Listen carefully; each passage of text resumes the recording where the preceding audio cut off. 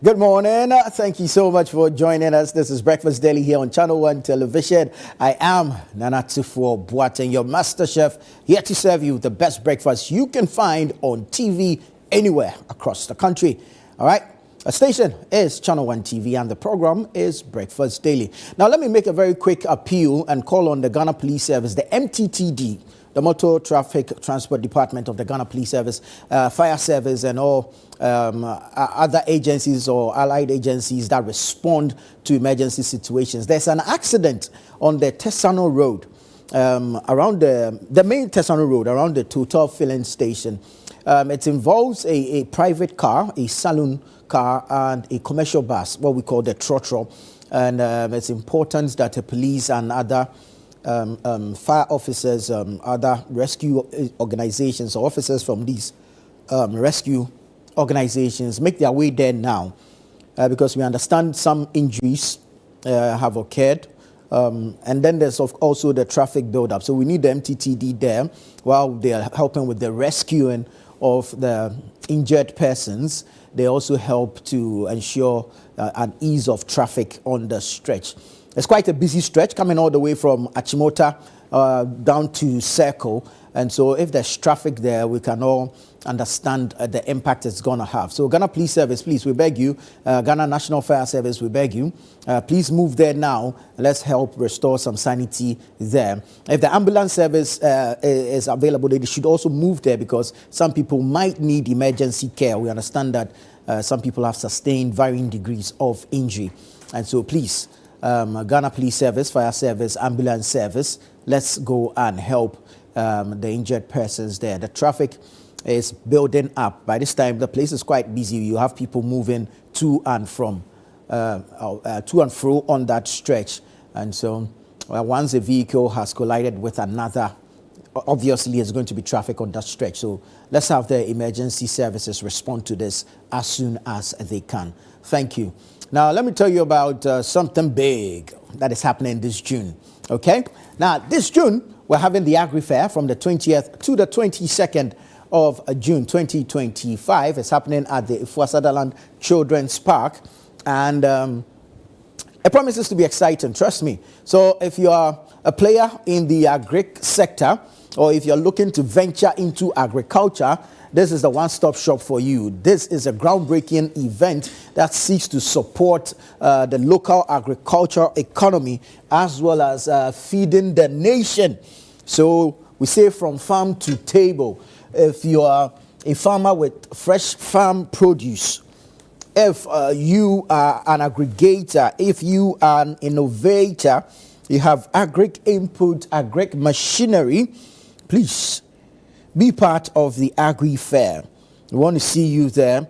If you're looking to participate, please call 0550 973 973. 0550 973 973. No, 0205. I beg your pardon. 0205. Ooh, my mistake. 0205 973 973. And be part of the Agri Fair. So from farm to table, supporting local, feeding the nation. We're going to have livestock there. Cattle, goats, sheep, pigs, and as well as rabbits. Adankodeka. And then, of course, the birds are going to be there. Your krokuku, you know krokuku. They are going to be there. And then you're going to have some poultry, some chicken as well. The eggs will be there, your fresh tomatoes, your pepper, and your okra, the fruits. Everything is going to be there. So please, you have no excuse to miss the Agri Fair. Let's come with your wallets loaded, because what's going to happen is while we are exhibiting, we are also selling. So consider it a market day at the children's park, okay? And come with money and come and shop and take it home. And this one, we are bringing the farmers to you. So we are bridging the gap, no middlemen. And so the prices are going to be fantastic, unbeatable prices, okay? So let's see you there. We want to say thank you to our sponsors, because the Agri Fair is powered by Channel 1 TV with support from 97.3 City FM, and it's proudly sponsored by the Ghana Exim Bank, Legacy Crop Improvement Center, Development Bank Ghana, Agri-Impact Limited, and the Horticulture Business Platform. Then, of course, the technology partner is Farmer Line. Our technology partner is Farmer Line. So thank you to Ghana Exim Bank. Thank you to Legacy Crop Improvement Center. Thank you to the Development Bank Ghana. Thank you to Agri-Impact Limited and the Horticulture Business Platform. And we have our technology partner for the Agri Fair 2025 being Farmer Line. So we want to see you there. Save the date, 20th to the 22nd of June 2025. The venue, Ifua Sutherland Children's Park. Time, 9 a.m. to 6 p.m. each day. And the number to call is 0205 973 973. 0205 973 973. If you're looking to participate, please call now. And when you call, please follow up with payments to be able to secure your slot.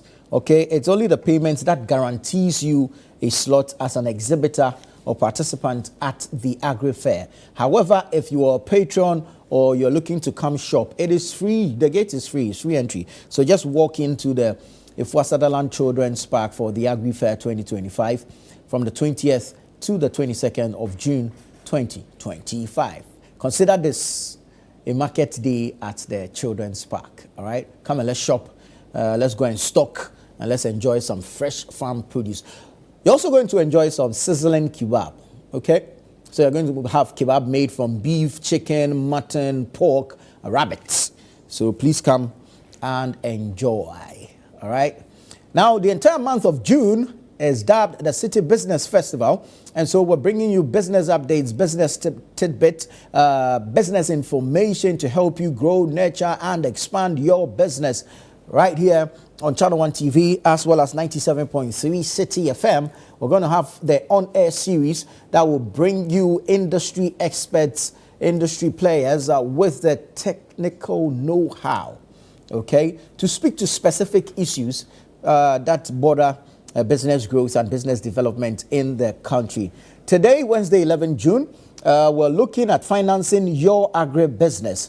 And William Nete, he's the head of Agri-business at Absa Bank Ghana. He will be speaking to us. That will be live on 97.3 City FM at 9 a.m. And do stay with us here on Breakfast Daily, Channel 1 TV, up until 10 a.m., where we'll be airing that series on financing your agri-business. So it's on radio at 9 a.m. and on TV at 10 a.m. Please make it a point to be a part of it. You won't regret it. So the City Business Festival is happening throughout the entire month. Be on the lookout for our outdoor events, okay? We'll probably have a seminar or a workshop, and definitely there's going to be a boot camp for a management boot camp as well. So look out for these. Dates will be announced pretty shortly, and then you can get the details on there. But on air, we're having a series that will bring you different industry experts speaking to different but tailor-made topics to help you expand and grow your business. The City Business Festival is brought to you by Channel 1 TV and City FM, 97.3 City FM, and is proudly sponsored by Absa Bank, MTN Business, and Zonda Tech Ghana Limited. So let's say thank you to Absa Bank, thank you to MTN Ghana, thank you to Zonda Tech Ghana Limited. Now, let me just briefly announce to the Ghana Police Service, the Ghana Fire Service, the Ambulance Service once again that there is an accident on the Tesano Road, and so we would like for you to move there now to help the victims of this accident as well as, so yes, you have videos of that accident on your screens now, a trotro and a private vehicle there, and with the attendant traffic, it's not far gone. It's definitely going to happen as people are busy moving to and fro, and so it's important that the emergency services respond to this situation. It's just around the Total filling station on the Tesano stretch. Okay, so the stretch that leads to the Tesano police station, it shouldn't even be far from the Tesano police station. So we want the emergency services to attend to this particular accident.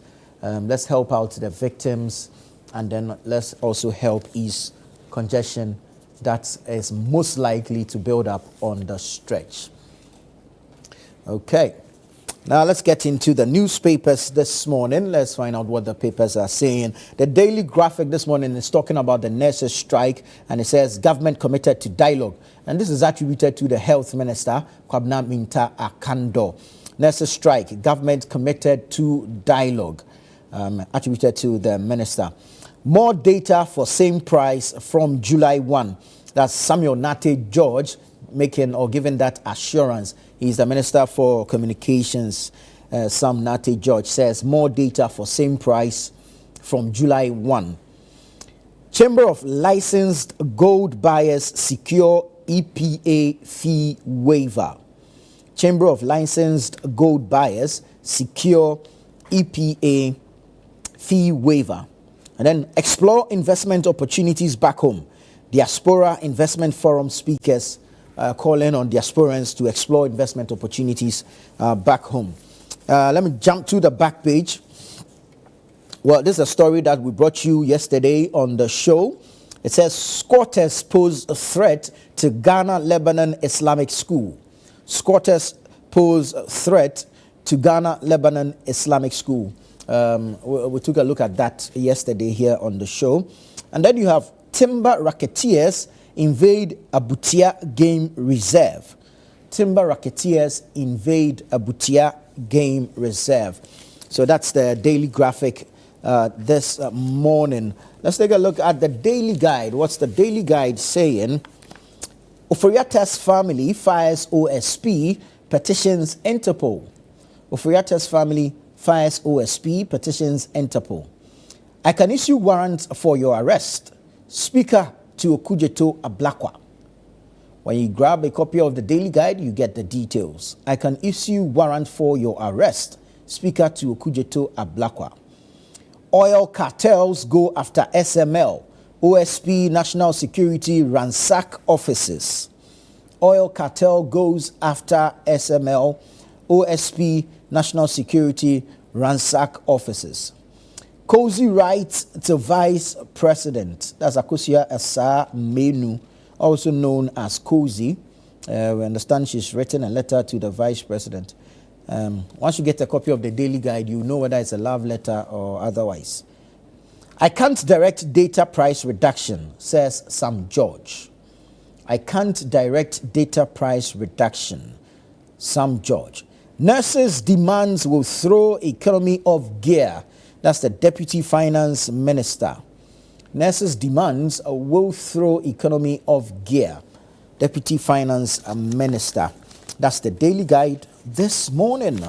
Okay, what else do we have? We have the News Center. Elvis Dakun's News Center says OSP wrecks SML's systems. GRA to lose millions in revenue. OSP wrecks SML's systems. GRA to lose millions in revenue.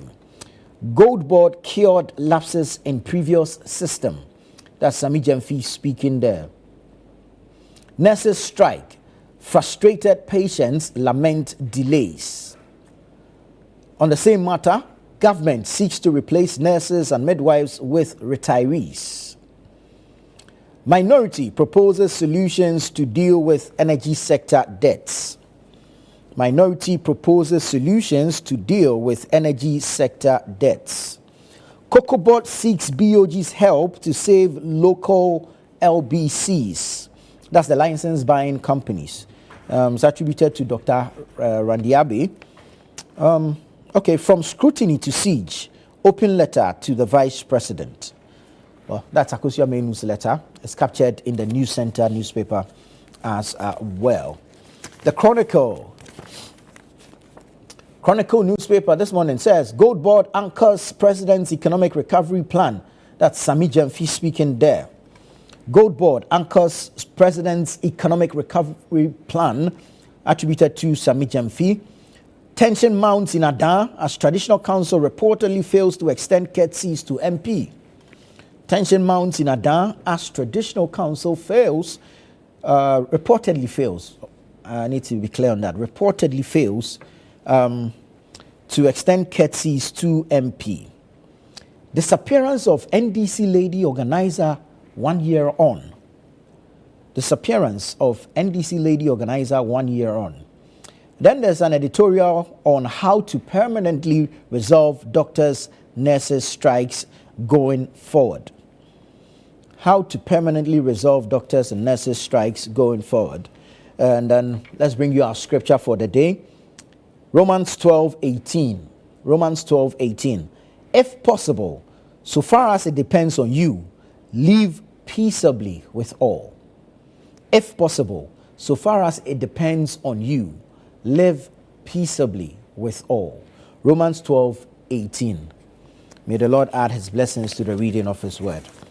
On the back page, you have your sports stories. I think the transfer window is open. Osimhen dream of Premier League move receive huge boost as Man United bid for £63 million rated star. Chelsea have £42 million Gittins bid rejected by Dortmund. And Job Bellingham completes £32 million move to Dortmund. And then you have Forest ask for clarity over Palace's Europa League place. So sports stories on the back page of the Chronicle. Larry Dogbe's The Herald newspaper is here. He says NPP elements used fake farms for millions of Exim Bank loans. Wow. NPP elements used fake farms for millions of Exim Bank loans under Akufo-Addo administration. Iyoko investigates. Okay. NPP elements used fake farms for millions of Exim Bank loans under Akufo-Addo administration. Iyoko investigates. Foreign Minister pledges overhaul of embassies amid service complaints. Foreign Minister pledges overhaul of embassies amid service complaints. Why Indians fled with $30 million Tamale Wale Road project cash. Nation wrecking clause. Technocrats exposed. Why Indians fled with $30 million Tamale Wale Road project cash. Nation wrecking clause. Technocrats exposed. OSP deepens SML probe with raids in Osu and Tema. OSP deepens SML probe with raids in Osu and Tema. And then you have Backbend touts Ghana's petroleum hub as strategic too. Backbend touts Ghana's petroleum hub as strategic too. All right, let's go to the Ghanaian publisher. Ghanaian publisher says, oil cartels, OSP, national security go after SML, destroy revenue monitoring systems. Oil cartels, OSP, national security go after SML, destroy revenue monitoring systems. GLIS sends SOS to IGP and national security over safety of students. That's the story we brought you yesterday. The Ghana-Lebanon Islamic Senior Secondary School says GLIS sends SOS to IGP, national security over safety of students. Gold Board will clean up mess in gold trade. That's Sami Jamfi speaking. Gold Board will clean up mess in gold trade. Minority tells government to change posture towards striking nurses. Minority tells government to change posture towards striking nurses. Speak for Tokonu, Akosua Menu to VIP. Speak for Tokonu, Akosua Menu to VIP. Okay. Daily Analyst, John Ford condemns barbaric attack on Joy News reporter, demands swift justice. Telcos increase data bundle values following Sam George's intervention. GJA applauds government over Galamsey fight but calls for periodic update. Government appeals to retired nurses to step in as strike continues. And then striking nurses and midwives report threats in Volta and Oti regions. Then you have growing tension in Adan over alleged betrayal by traditional council. Let me wrap it up with the Custodian newspaper. The Custodian this morning says, Dumsor levy is midnight robbery, minority declares. Dumsor levy is midnight robbery, minority declares. Striking nurses warn jumpy government, severe health crisis looms. Striking nurses warn jumpy government, severe health crisis looms. Gold board to boost Mahama's economic recovery agenda. Again, Sami Jamfi speaking there. When scrutiny turns into siege, an open letter to the Vice President. And this letter is by the parliamentary candidate, MPP parliamentary candidate for the Adentan constituency in the 2024 general elections, Akusia Menu, also known as Cozy. All right, let's go online. Channel 1 TV and channel1news.com. Wontumi crossed the line with attacks on Mahama. That's Dr. Ayu Afriye speaking there. Wontumi crossed the line with attacks on Mahama. Government, GRNMA must report on mandated engagement by June 25. That's the NLC speaking there. Government, GRNMA must report on mandated engagement by June 25. Still on the nurses' strike, GRNMA dismisses government's call for retired nurses, urges immediate action on demands. GRNMA dismisses government's call for retired nurses, urges immediate action on demands. Still on the strike, let's resolve concerns quickly. GRNMA appeals to government. Let's resolve concerns quickly. GRNMA appeals to government. Still on the GRNMA strike, government must act before mortuaries overflow. That's the MOAG, Mortuary Workers Association of Ghana, MOAG, speaking there. Yesterday we carried a story that says that due to the ongoing strike by the nurses and midwives, they have seen an increase in the intake of dead bodies at the mortuaries. So it gives you an indication that lives are being lost as a result of the strike. And MOAG is pleading that government should act before the mortuaries overflow. Now, in a related development, says a strike injunction, court grants NLC's application for substituted service on GRNMA. Parliament adjourned as minorities attempt to address nurses' strike sparks uproar. And you should have seen the videos of that yesterday. Members of Parliament, MPs, hey, do we ever learn? Parliament adjourned as minorities attempt to address nurses' strike sparks uproar. Mahama urges new police council to resist political interference. Mahama urges new police council to resist political interference. Now let's go to citynewsroom.com. Let me take you to citynewsroom.com. They are leading with Ken Ashigbe, who says, my stance on Galamsey not compromise. I'll sustain fight. My stance on Galamsey not compromised. I will sustain fight. That's Ken Ashigbe, who has moved to become the Chief Executive Officer of the Ghana Chamber of Mines. MOAG to meet NLC over conditions of service today. That's the Mortuary Workers Association of Ghana to meet NLC, the National Labour Commission, over conditions of service today. Ghana Chamber of Mines denies political influence in leadership changes. Ghana Chamber of Mines denies political influence in leadership changes. Mahama deserves apology for Wuntumi's offensive comments. That's Dr. Ayu Afriye speaking there. Mahama deserves apology for Wuntumi's offensive comments.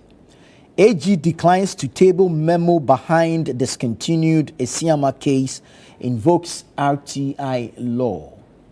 The Attorney General was in Parliament addressing questions on the floor, and we understand he declined to table a memo behind discontinued Esiama case. That's the governor of the Bank of Ghana, that particular case. He's invoked the RTI law. So you might just want to go on channel1news.com or citynewsroom.com to get the details of these stories and several others.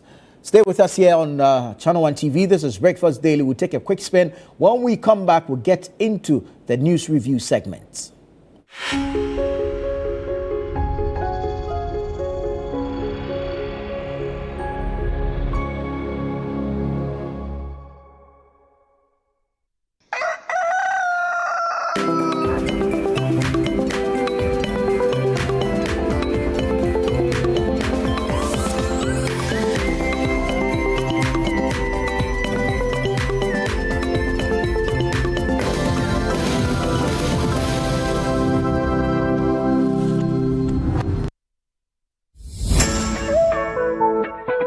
This June, the business wave is back and it's bigger than ever. The City Business Festival 2025 on City FM and Channel 1 TV, where it's all about business.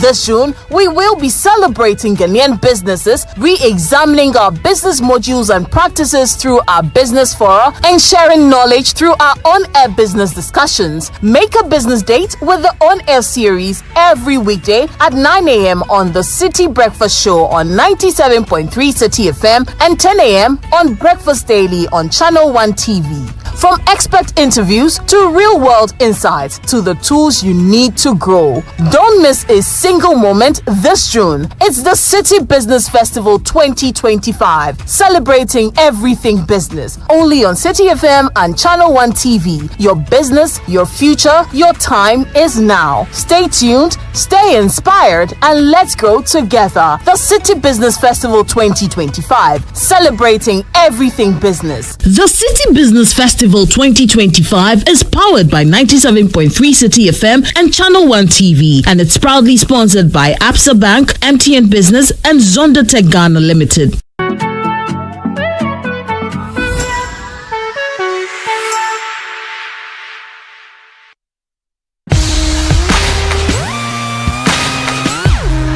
Looking for the latest buzz in Ghana's entertainment world?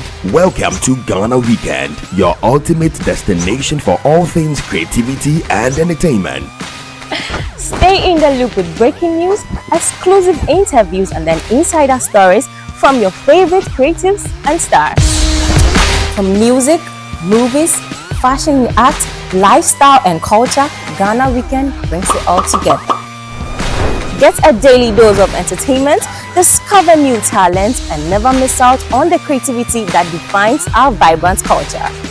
Stay connected with us across all platforms. Follow us on Instagram with the handle Ghana Weekend, on X Ghana Weekend, on TikTok Ghana Weekend, at Ghana Weekend TV on YouTube for the latest in entertainment, travel, and everything Ghana. Don't miss out. Join the Ghana Weekend family today. Ghana Weekend, where entertainment meets creativity. Visit GhanaWeekend.com now. Calling all farmers, agribusinesses, and innovators, this is your chance to shine. Channel 1 TV invites you to exhibit at Agri-Fair 2025, one of Ghana's largest agricultural exhibitions. From Friday 20th to Sunday the 22nd of June, the A4 Sutherland Children's Park in Accra will come alive with the very best from Ghana's agribusiness sector. Are you a farmer with fresh produce of any kind? Be it crops, livestock or poultry, fisheries or aquaculture, or you're a supplier of agro-inputs and processing machinery? This is your platform to connect with the world. Agri-Fair 2025 is more than an exhibition. Showcase your fresh produce, share your expertise and experience, and grow your business. So, to all farmers with fresh produce, livestock or poultry, fisheries or aquaculture products, come, sell, network, and expand your business. Agri-Fair 2025, where culture meets innovation. Register now to secure your spot. Call us on 0205 973 973. Come one, come all. Enjoy the freshest farm produce at unbeatable prices. And treat yourself to sizzling kebabs made from beef, mutton, pork, chicken, and more. Great taste, great value. Don't miss out. The Agri-Fair 2025 is powered by Channel 1 TV with support from 97.3 City FM and is proudly sponsored by the Ghana Exim Bank, Legacy Crop Improvement Center, Development Bank Ghana, Agri-Impact Limited, and the Horticulture Business Platform. Our technology partner is Farmerline.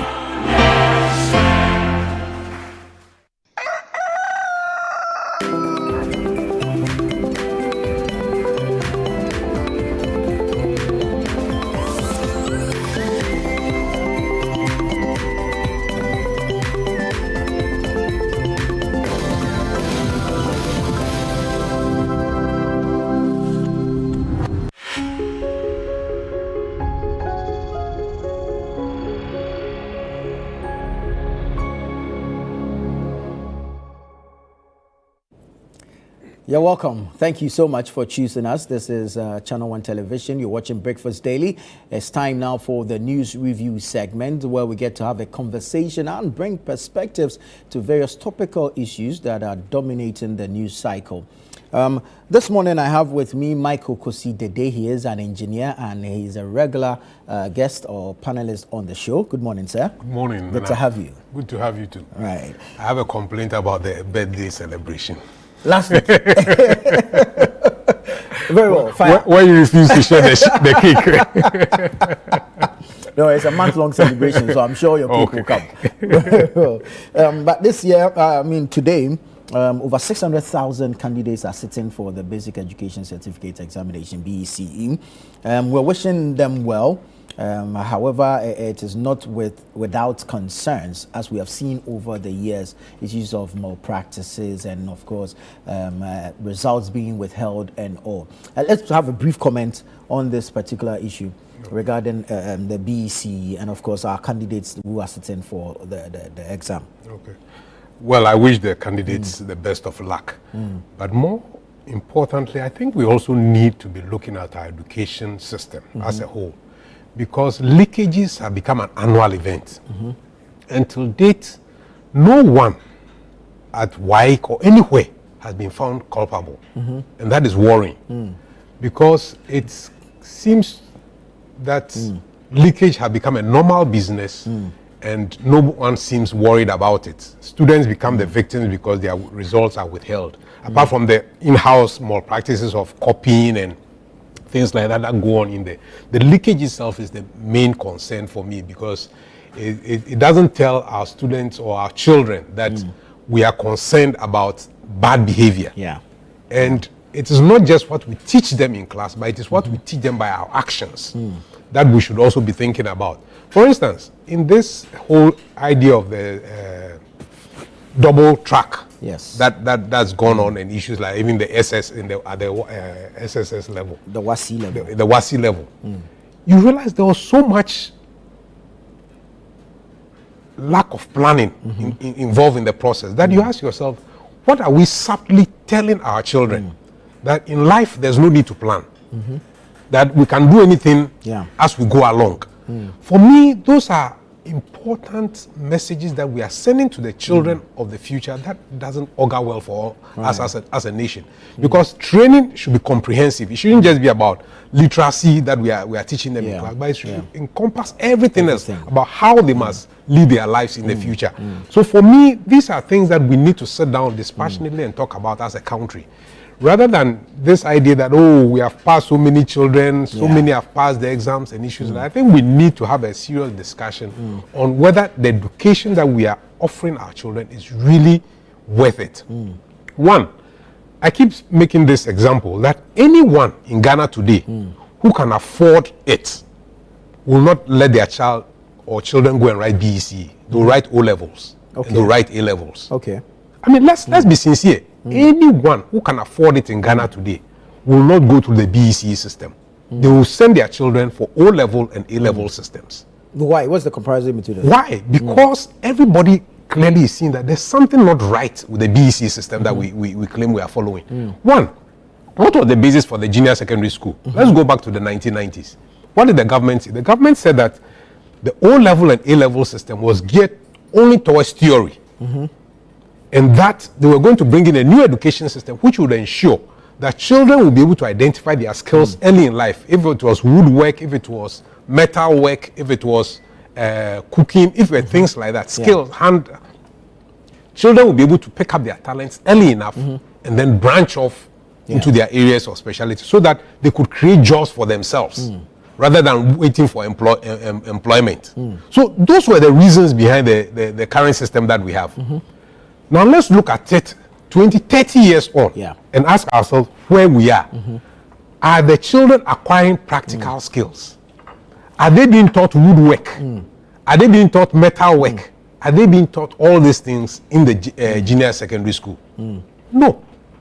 Because since we supplied the first toolboxes, which are even carpentry, in 1990, let's go around all the schools and ask ourselves, how many more toolboxes have been supplied since? Are the children doing any practical thing, or they are drawing the hacksaws, they are drawing the planes and issues like that? Right. These are the things that we need to honestly discuss as a nation, rather than simply continue this process and be taunting ourselves on the shoulder and say, oh, we are doing well, so many children have passed and issues like that. Because then what was the difference? What did we seek to change by bringing on this system? Exactly. We have not clearly spent time to have that discussion. But quickly somebody says, now we are doing STEM, we are doing this, we are moving on without taking cognizance of what have we achieved with this new system. Yeah. Has it really been successful? If no, what do we need to do? So for me, these are honest discussions we need to have about the education system that we have now, rather than keep adding on to it and changing. Because even now, we are talking about the curriculum for BEC. Yeah. I mean, today we have changed it. Tomorrow we say, hold on. I mean, what is it? Yeah. I mean, these are not things we toy with, because we are talking about the future of the nation. Yeah. And it is sad that governments, politicians seem to play with this. And I keep saying, they have checked out of the system. They have checked out of the system. They send their children to international schools and ask them to write O-level and A-level. Yeah. And then they think that everybody else who can't should stay in that system. And they keep toying with the system and not making any concrete efforts to ensure that it is of value to the nation as a whole. And bringing the whole nation down. For me, that is the worry. And I think that it is not fair to the people of this country. We need to seriously have a discussion on it. Very well. Thank you, Engineer. Let me say good morning to campaign spokesperson for Dr. Mahamudu Bawumia in the 2024 general elections, Dennis Miracles Abuaji. Good morning, sir. Good morning. Good to have you. Good to see you again. Hamza is here. Hamza Suhini, a member of the NDC's communications team. I always give you spokesperson. I'm wondering spokesperson for. Good morning, Hamza. Good morning, see you as well. Good to see you as well. Good morning to my colleagues in the state. Right. Oh, the BC started over 600,000 candidates this morning will take part of that exam. What are we saying to the candidates, WAEC, the vigilators, the supervisors, and all? Good morning to our cherished viewers, Nana. We can, at this stage, only wish them the very best as far as the exam is concerned, and also hope and pray that they are given the needed assistance to go through the exams peacefully and without any major incidents that likely can threaten the integrity of the process. And when I say the integrity of the process, it has to do with their ability to stay true to the regulations governing the conduct of the exams and ensure that they don't cheat through the process. But you see, Nana, we've all been through that stage of educational development.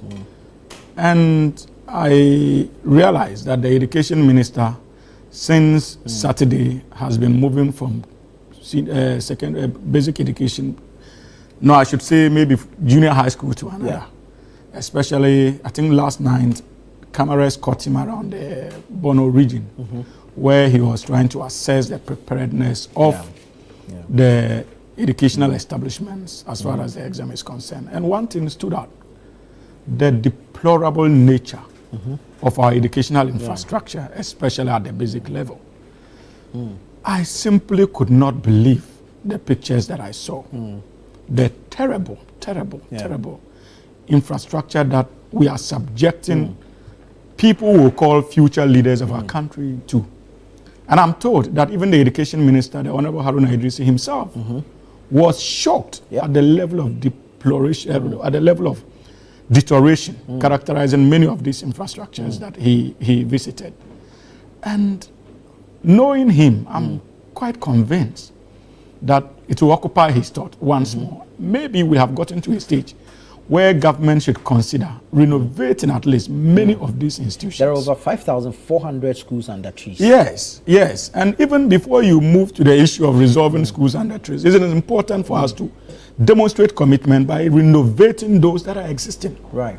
And so I want to see commitment on the part of the Minister of Education, which I don't doubt, because knowing him, he is a man who is always interested in leaving a legacy.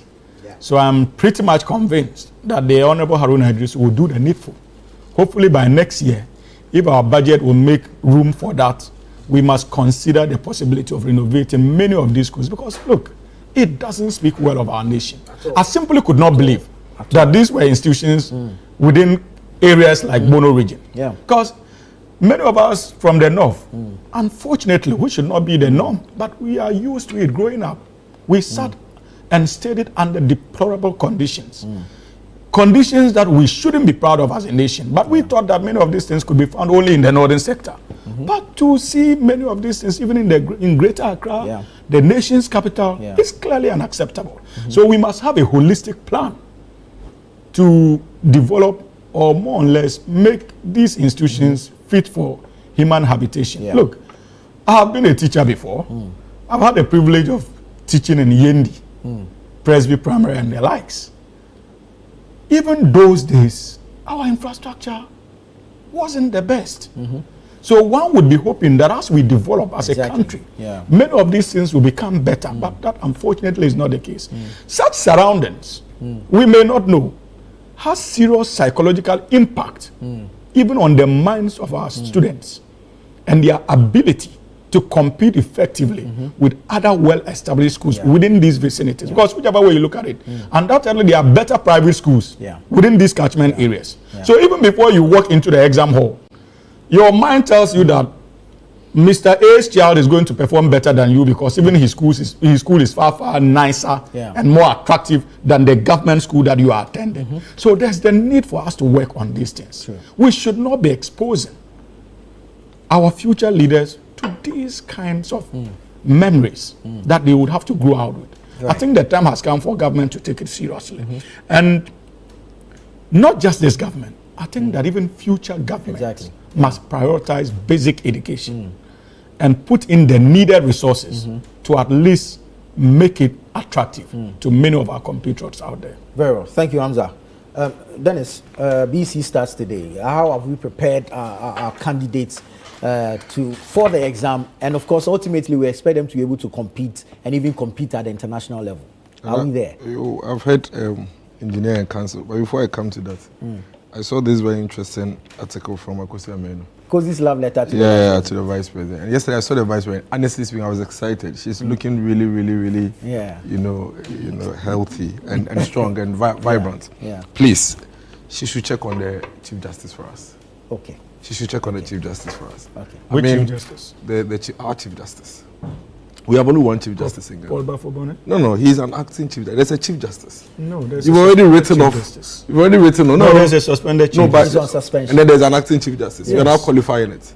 Yes, there's a suspended Chief Justice. Justice. Well, I know of only one sworn into office Chief Justice. Suspended. Suspended. And I think that as a female advocate, the vice president should check on her. Very well. And I like Akosi Amenu, the way she put it, from scrutiny to siege. The woman needs all the support that she needs. The prejudices around, you see the way council came in, they're all prejudiced, they premeditated, it's too much. And she can count on the support. Wish our students well. Dennis, thank you. But why? Start on the I can't. On the political note. Wish them well. How is it political when you're asking another mother to check on a sister? How? Thank you. I'm asking a mother or let me say a sister to check on a sister. Thank you. Let's check on the candidate. Let's check on the candidate. Just a reminder. Akosi Amenu is reminding her. That's all. But I mean, let's come back to the BEC. So, I was listening to engineer. And I listened to council. I am completely aligned. To be very honest, I have been an advocate against our educational system. Content, context, curriculum, structure. I think it's outmoded. What would you rather see happen? A lot of things. From infrastructure to even how we study to even the rules. They are stifling. The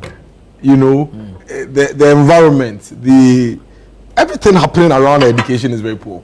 To be very honest with you. And when you listen to engineers' point and listen to council's point, it is everything we have to change. Curriculum-wise, go and look at the Cambridge students.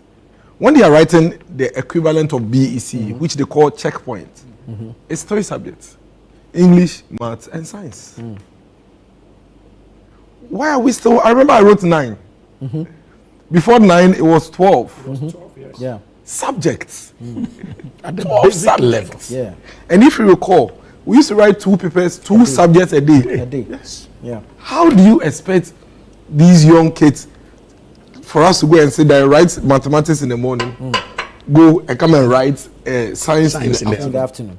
Yeah. You understand? It's like, why are we even writing everything in 1 week? Why must we write everything in 1 week? Like, why? And that's another important point. Why 1 week? Why? Is there any rule that says that the children should write everything in 1 week? You know, I think that in Ghana, we have a challenge. Maybe it's a cultural challenge. We change.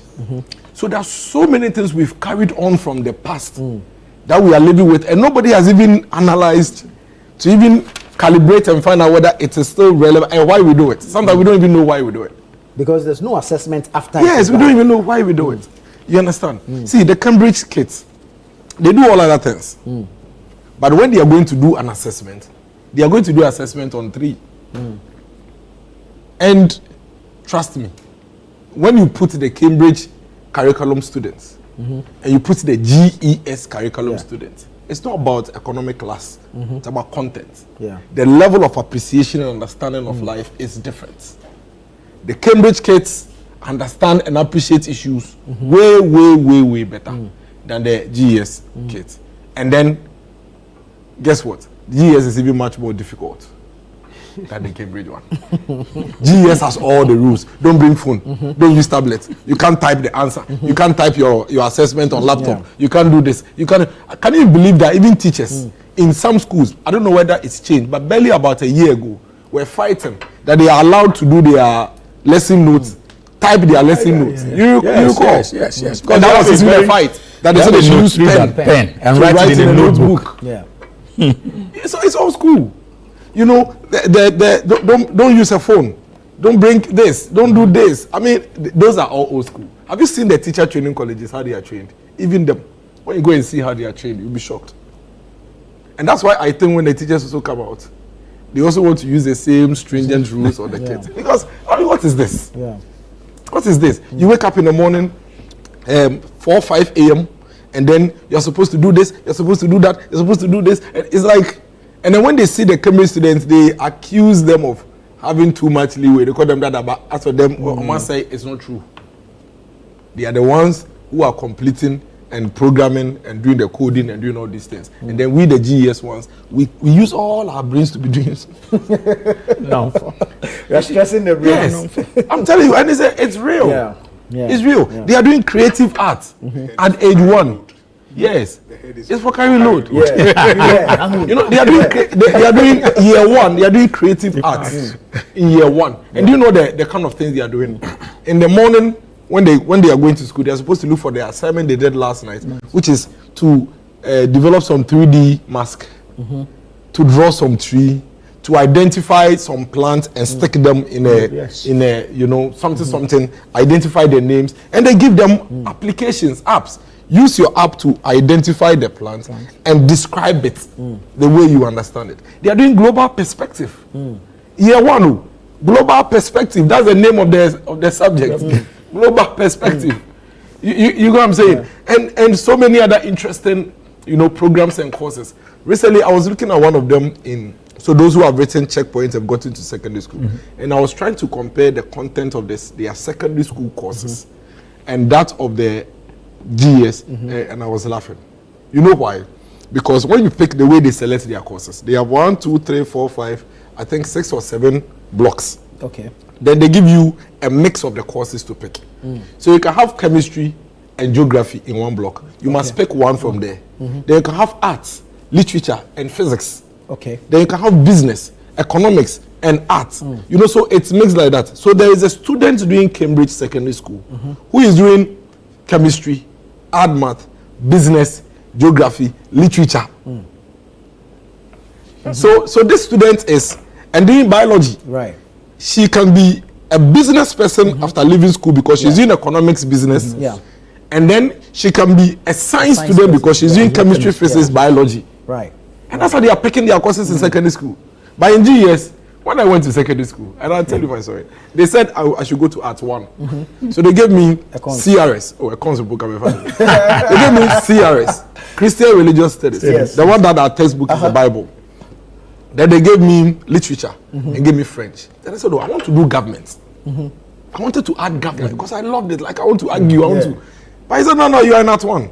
You can't do government. So I was stuck. So I had to go and see. I remember those. I had to go and see the government teacher, Mr. Debra. May he so rest in peace. As I said, I want to do government.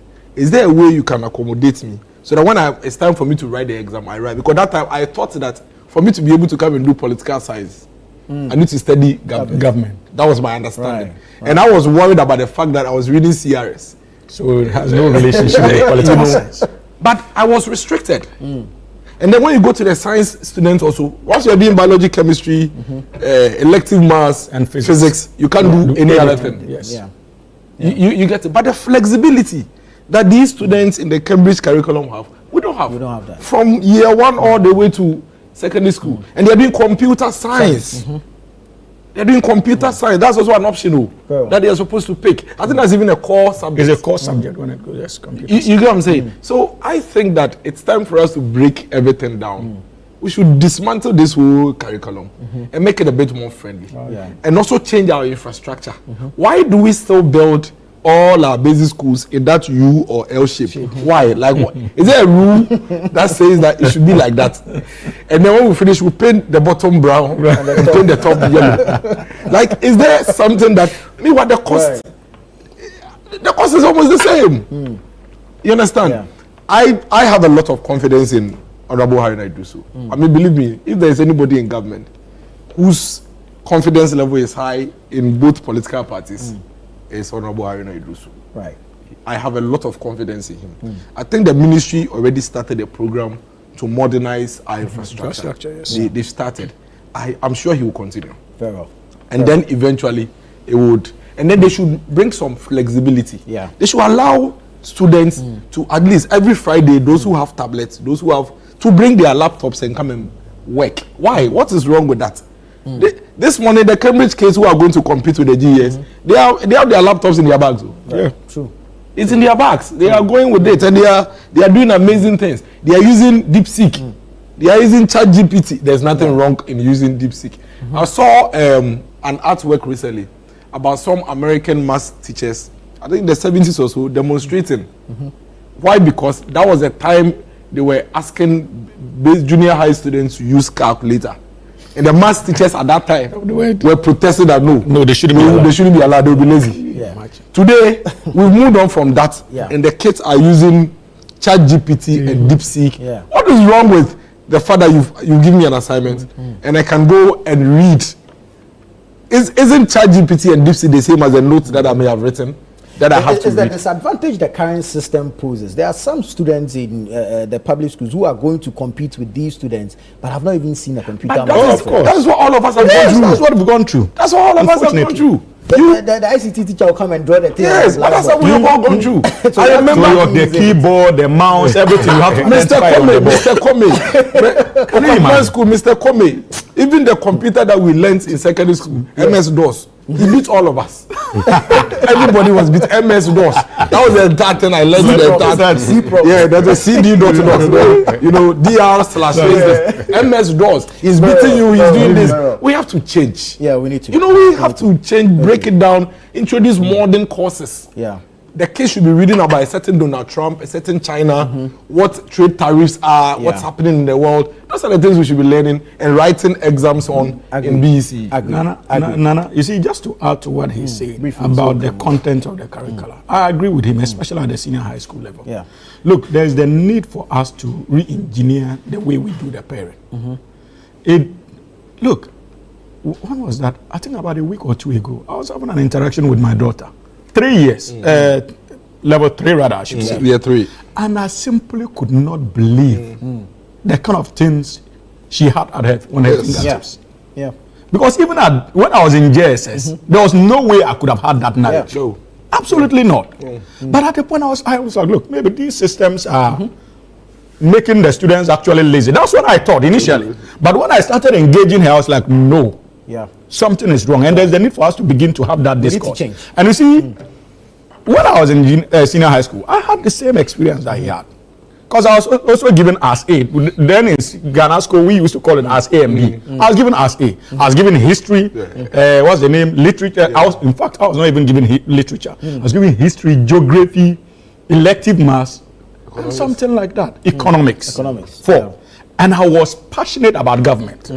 I did everything for them to consider me for government. They said, no, since you are in AS A, You can't do it. you can't go to AS B and do government. It's fixed. But some way, somehow, I managed To get it done. to get it done because That's what you I wanted to do. fictitiously registered myself to sit Very in for the government Very exam. well. So there's the need for us to have these kind of conversations. I think that the time has come for us to actually realign the course content.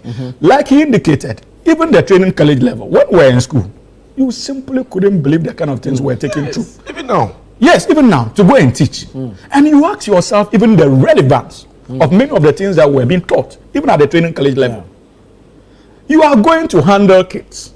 You are actually not even taught about the emotional disposition of many of these children. There is no course content that deals with that.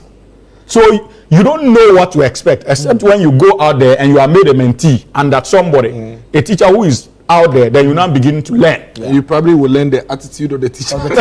Exactly, not even the student. Depending on what the teacher is, you become him.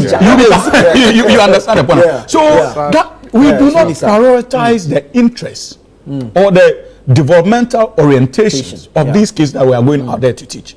And many of these courses, like he indicated, even at the training college, I'm not reborn.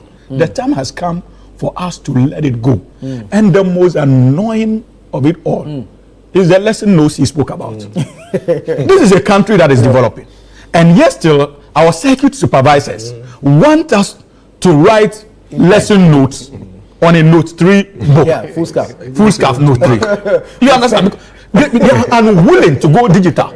And many of them, you can't blame them because they themselves didn't have that exposure. Yeah. So you see, there's a conflict of development. There are many of us who are exposed to the digital world and we want to operationalize it.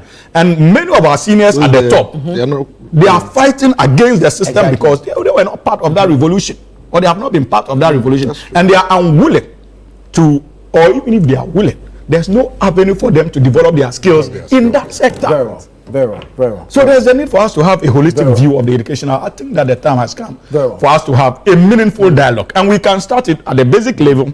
When we make meaningful changes, then we can proceed to the senior high school level, then so on. We must not try to do it. Even the universities also have problems. As for the University of Ghana, let's see the courses they are doing. We'll get there. Today we have a number of topics, so we need to maximize our time. Let's move on to the next one. There's a looming crisis on our hands in the health sector because the strike by the Ghana Registered Nurses and Midwives Association is really biting, and the health system is reeling under the impact. Yesterday, we spoke to the mortuary workers, and they are telling us that they are beginning to record an increase in intake of dead bodies. The meeting between the ministry and the association, inconclusive, if you ask me. Yesterday, we heard the health minister address the press and ask retiree nurses to volunteer. Engineer, let me start from you. If we do not intervene and address the situation now, I find sometimes the way our politicians seek to address problems baffles me. One, there are people who have been gotten into the public sector or civil service, and over 1 year, they are being told that their salaries or the Ministry of Finance has not gotten their names into the system, so they are not being paid. You have an issue ongoing, and your next response is that retiree nurses should come and take charge. When is their salary going to? Should volunteer. When are they going to be processed? I mean, let's be sincere with ourselves. Because if he falls sick today, he will be flown out of this country. Let's deal with issues properly. When he came into office, this was an issue already on the table. He was going around fighting with chief executives in this country of hospitals. Instead of sitting down and say, hey, this is an issue that we need to possibly look at. How do we resolve it? You've waited until the people have gone on strike, and then you now come and tell them retirees should come and take over, should volunteer. How is that possible? there is a crisis, so they need help. But so they're asking for help from you think the retirees will come? I mean, let's get real. Let's get real. I mean, somebody is going on retirement. Do you think they should now come? No, it's not going to happen. They don't even have the data. Do they have the data on them? Nobody is going to come in anyway. So let's be serious in addressing the problem. One, I'm concerned because I've heard government say that, if we implement their system, it's going to add another 2 billion or something onto the payroll or whatever. But I'm asking myself, the issues were agreed fundamentally, if what is out there is true, in May 2024. Yeah. So, in putting together a budget, why didn't we include them in that budget? There was a court case until January. No problem about that. But the ministry exists over a change of government. There exists. The records are there. Yeah. We have chief directors. We have public sector workers who are there, who have the institutional memory. And preparing a budget is not the minister who leads the process. The chief director and the technocrats in the ministries are the people who prepare the budget. So this information was available. Unless somebody said, take it out. So for the government to tell me today that, oh, it wasn't budgeted for, it's irresponsible talk. It's clearly irresponsible talk. This should have been budgeted for. Because yes, there was a court case, but look, this was agreed substantively. So let's put it on the budget. When the court case gets resolved, we can then begin to implement it. So for me, it is clear irresponsibility that if it was not included in the budget, but if it is an excuse being used, that is another matter. But other than that, we should go back to the chief director and say, what were their inputs into the budget? I mean, we need to begin to ask people serious questions because they are being paid for a certain purpose. So if they have not included, we should be asking them, why did they not include it in the budget? We shouldn't run away from this issue. Right. Now, if we behave as though, again, that, oh, once the government has changed over, then the minister says, oh, I didn't know about this, come and let's start the process all over again. Again, that is irresponsibility. Right. Because government is continuous. So we should act properly. Other than that, tomorrow when a candor is not there and another person, so I've just come into office, so now let's talk. I mean, that is clearly not acceptable. The Labour Commission itself in its conduct, the nurses accused them that within a certain number of days you are supposed to act on certain things. You didn't act. And yet you have gone to court to say our strike is illegal. I mean, we should begin to question the labour officers because in all these last few years, every time workers go on strike, they only come out and say it's illegal. How have they held the employer accountable in all of this? How has the Labour Commission held the employer accountable in all of this? So it shouldn't be a one-sided issue because we are clearly creating a situation where there's complete distrust between government and employees. And it looks as though it is only a certain group of people who benefit. But the employees who are working don't seem to be benefiting. And any time we come and say, oh no, hold on, I've just come into office, let's do this. And then they go out populist, trying to make the employees look unpopular. And say, look, you are not being fair to us. We are a new government. That is irresponsible talk. Right. Clearly. So I think that the minister must come up with something more substantive and offer the workers and say, look, yes, even if it's not in the budget, it's an agreement that has been approved. Let's agree. Because I've heard their leaders say, look, we can agree to it, finalize it, but we can then agree on implementation. Back pay, issues like that, when you pay it out. But don't just go out there and say we want to retire. The government suggested 2026 implementation timeline. But the association rejected this. Because what is then saying is that since May, we are not going to give you any back pay, which is unfair to them. Because from where they sit, the thing was agreed on. So if you are now coming to tell me we are going to start from 2020, that is completely unfair to them. Very well, very well. Hamza, the NDC government inherited this agreement. I thought you would have gone to miracles before coming to me. So why do you always want to? Let me hear from you because I can't comment if I haven't heard it's from better you. for me to listen to their perspective so that I can respond. We don't know the issue. Provide them with the needed information at this point, so that it is the NDC government that is facing the issue. As for government, you always no problem. Although you inherited it, the nurses say that even during the transition period, they presented saying to the chief of staff and all, and so the government cannot say it was not aware. So they were hoping it would have been factored in the budget, for which reason they are demanding the implementation now. Nana, this is a very sensitive matter. Indeed. Because we are dealing with issues of life and death. It is therefore not surprising that even the mortuary workers association have indicated that their numbers have increased in terms of the number of dead bodies they receive daily. That is worrying. I do not think that it will be exciting news for any citizen of this republic, including that of the president and his appointees. And many of us believe, including His Excellency the President, that when it comes to public sector wages, it has not been the best for some time now. It is not just in the health sector alone. Indeed, we can decide to pretend as much as we want, but many of our public sector workers, their salaries or take-home pay can actually not take them 100 or 200 meters to their homes, because the conditions of service in many of these public institutions can be disheartening. So the situation is known. And when it comes to even the health sector, it is even more worrying. Because I know that the health industry, the nurses constitute the anchor of our health delivery system. And so their importance cannot be underestimated or cannot be underrated. It is not lost on government, not just the NDC government. Previous governments, and so shall it be even with future governments. So their role and the sensitive nature of their role is not lost on this current government. It is also important for you to appreciate that we know that, as a matter of fact, that they work under terrible conditions. In most cases, even the facilities that they need to be able to carry out their work effectively, they do not have access to, largely because of their poor level of funding in many of these institutions. And they are exposed to all kinds of danger as nurses. So they deserve more.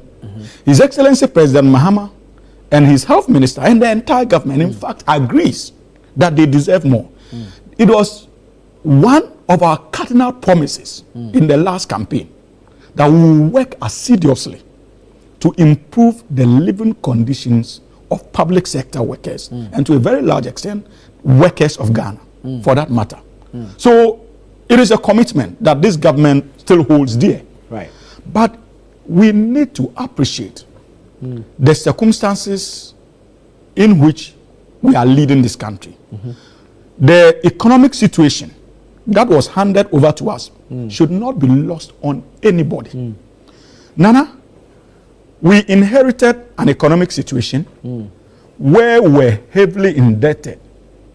In fact, our debt stood at about 721 billion. I know Miracles will agree. Quite apart from that, inflation was troubling. What it simply meant is that even the already meager salaries our public sector workers are entitled to, was the impact of these salaries were further dwindled. It was dwindled largely because of inflation.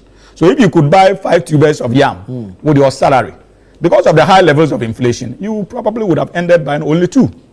So the value of their salaries was washed down, down the drain. So we know that was the kind of economic situation we inherited.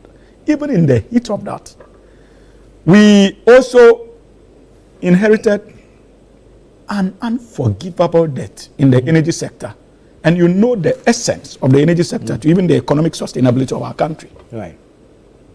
And this government quickly needed to rush in to resolve many of these challenges. Now, cocoa industry. Our cocoa that is supposed to rake in foreign revenue, the industry was simply run down in the last 8 years. Now, cocoa port is heavily indebted. Our energy sector is heavily indebted. You naturally would understand that these were the economic conditions under which President Mahama assumed the reins of government.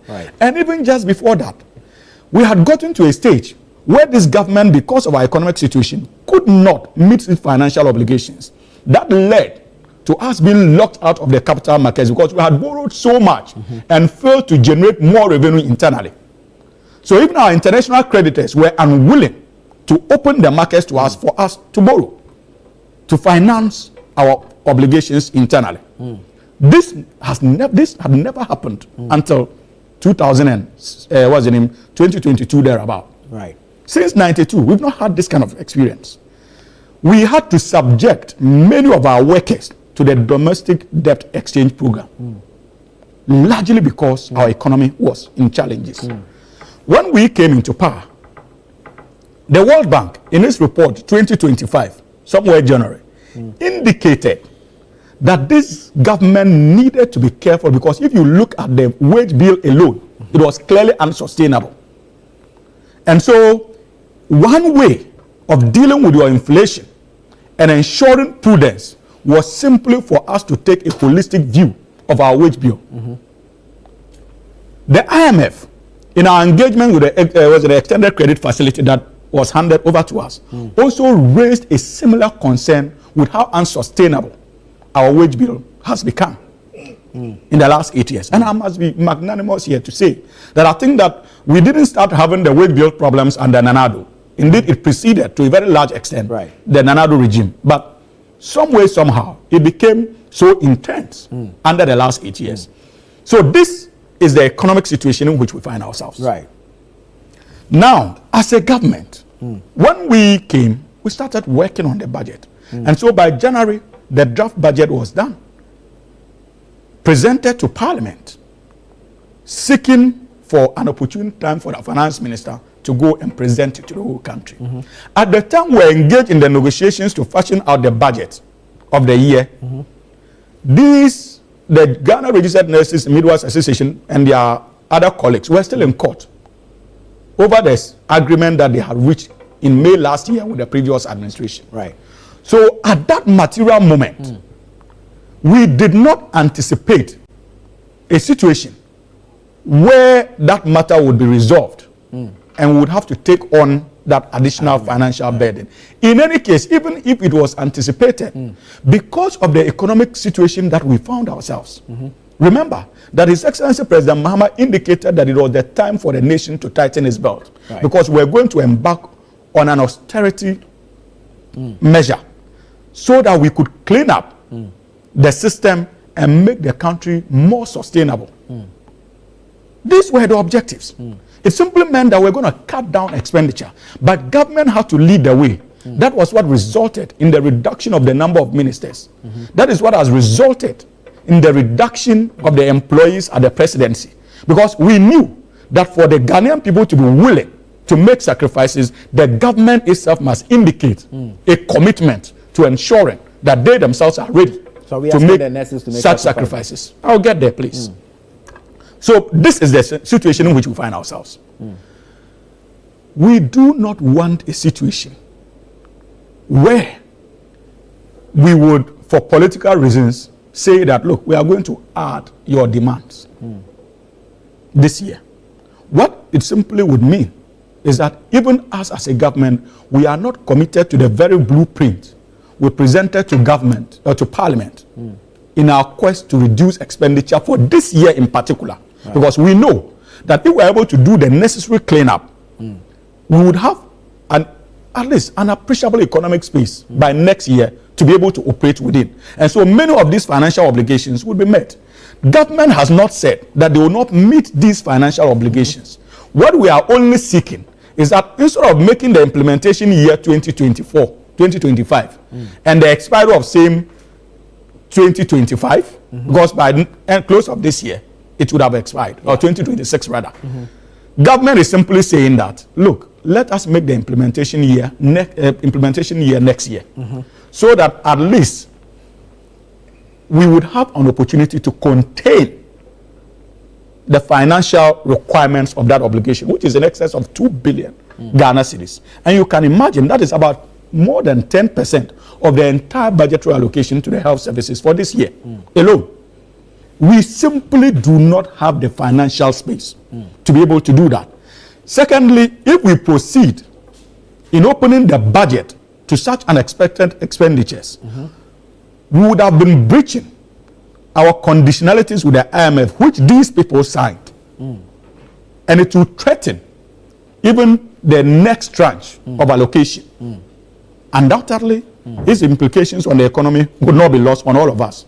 So this is the difficult situation in which His Excellency President Mahama and the government finds itself. It is not as if we are saying we will not honor these agreements. We will honor these agreements, but we are simply seeking for the space to be able to mop out liquidity, like we are doing now with Gold Board, trying to bring in more revenue, like we are doing in terms of our exchange rate, because the way we are handling the exchange rate, it simply means that your 1,000 Ghana cedis that couldn't buy 5 tubers of yam can now at least buy that 5 tubers of yam. So the value of money, your salary, has increased in a way.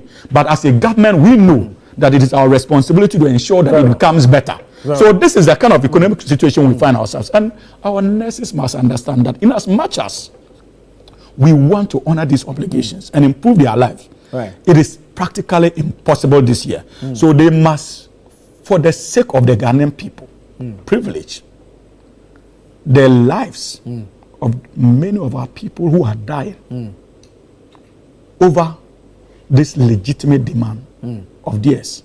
Because we are not saying we will not honor it. We are simply asking for them to move the implementation year from this year to 2026. And like Senior indicated, you see, it is not as if when we move into next year, this current agreement with government would have been due to expire somewhere 2026.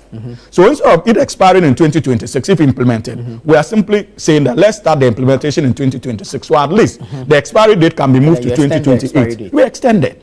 That is all what we are demanding. Very well. So they need to understand where we are coming from as a government, and we understand that they are major partners when it comes to health delivery in this country. And His Excellency President Mahama will not take that for granted. And I know my brother agrees. That, let me land, please. I know my brother agrees that irrespective of our differences as political parties, when it comes to the health delivery architecture, there's the need for us to privilege the lives of the ordinary Ghanaian. And so I won't be surprised if he himself calls on the nurses to go back to work, largely because of the lives that are under threat. Very well. Thank you, Hamza. Dennis. I like you. I'm sure he likes you too. I won't lie to you. I won't lie to you. I won't lie to you. I like him. And I think that if he was the one handling this nurses situation, probably would not be here. Listening to him. I don't think we'll be here. Hopefully, his people are listening. And they will take a cue and manage the situation in a way. I mean, nurses going on strike is not new. Every government. Every government. We've all experienced this. There's even more strikes to come. The only difference here is that they are singing a different tune. Now that it's happening under them. Maybe I recall Honorable Mintagando. I have all his videos. I have, in fact, yesterday I found 11 videos of him as ranking member. When the same nurses going on strike, threatening strike, I have all his comments. All the things he said. But I would not go down the same lane. Maybe when he has time and is gone out of this heat, he should sit back and I'll forward them to him and watch himself speak. When nurses were going on strike and threatening strike between 2017 and 2024, his posture, his commentary, the things he said, what he said, and now come back and say, I was wrong, that I was doing politics. I remember when the service providers of NHIA were threatening to withdraw services. He was on, this one has nothing to do with the service providers, it's government. Government should go and find money and give to them. There's nothing to negotiate. They should pay them. Healthcare is essential. Government should stop everything and use whatever money they have to pay them. This is Minta Kando. He was ranking member. All these things council speak of. These are things that Honorable Minta Kando knows and is aware before he came to government. And you see, for me, it's the reason why anytime issues like this come up, I go and pick their voices and play. I told you last time, I have voices of every MPP minister. The list is in excess of about 70. Either audio or video or article. I have compiled. I have a whole team. We are compiling. Because I don't want to lie on you. I don't want to say something you didn't say or describe you in a manner that you are not. What he did is part of the reasons why the nurses are adamant. Because you used to be in their corner. They used to plot with you. They used to plan with you. They used to pick on your words. You were a ranking member. You were holding press conferences in front of Parliament and urging them on. They haven't changed. The same leadership. Mrs. Perpetual it is the same person. The same leader. It hasn't changed. In fact, they are very recent when we're discussing this whole negotiation of conditions of service. It wasn't nice like that. It wasn't smooth. And they are number one proponent who was urging them on the content or the conditions of service. It's the minister. What are we talking about? What is council talking about? That they should go and renegotiate what? The minister, the ranking member, was the one who was telling them this is good, they deserve better. That's what they deserve it. This is what that is it. You see, sometimes politics is funny. That has not changed. It is funny. We still believe they deserve it. It is funny. Yes. You understand? Politics is funny. Now, let me put something on record. And this is a serious aspect of it. We should refuse and resist doing politics with this matter. Right. So when I hear some NDC people trying to make it an MPP NDC matter, I all the commentary I made is just for me to tease him. But I sympathize with him. You understand? I sympathize with him. Listen, in May 2024, the government then and the state went into some agreement with several unions, not just the Ghana registered nurses, several unions, and it was signed. Fair Wages Salary Commission, Ministry of Health in the case of the GNMA, the president and secretary to the nurses themselves, they all signed to this agreement. It was going to be implemented. So again, council is completely wrong. I mean, there may be reasons and challenges. Did you have the money then to implement? Yes, because all the others. All the others were implemented. That is the point. And this is a very serious matter. It wasn't just the nurses. Right. It was all other unions, and they were all implemented. So there was money. They were all implemented. So if he says he's going to use economic reasons, it's false. It's flawed, because even in the midst of your so-called economic mess, all the unions, their conditions of service were implemented. They have all been implemented as we speak. The only reason why the nurses wasn't implemented was because of the nurses themselves. Yeah. An offshoot group within the nursing association, the Psychiatrist Professionals Association also, went to court. Took them to court. That when you were going to negotiate, we were not there. And then they placed an injunction on it. That is the only reason why the nurses. So to date, they remain the only union that were not implemented by the MPP. All other unions were implemented. So that assertion is false. It's flawed. The MPP government was implementing it until they themselves placed the injunction. Now, this court case ran all the way till January this year. Then the court case was dispatched with. Then January, according to the nurses, which has been corroborated by the minister, they came to you, the minister, and said, we have this agreement too. It's supposed to be implemented since May.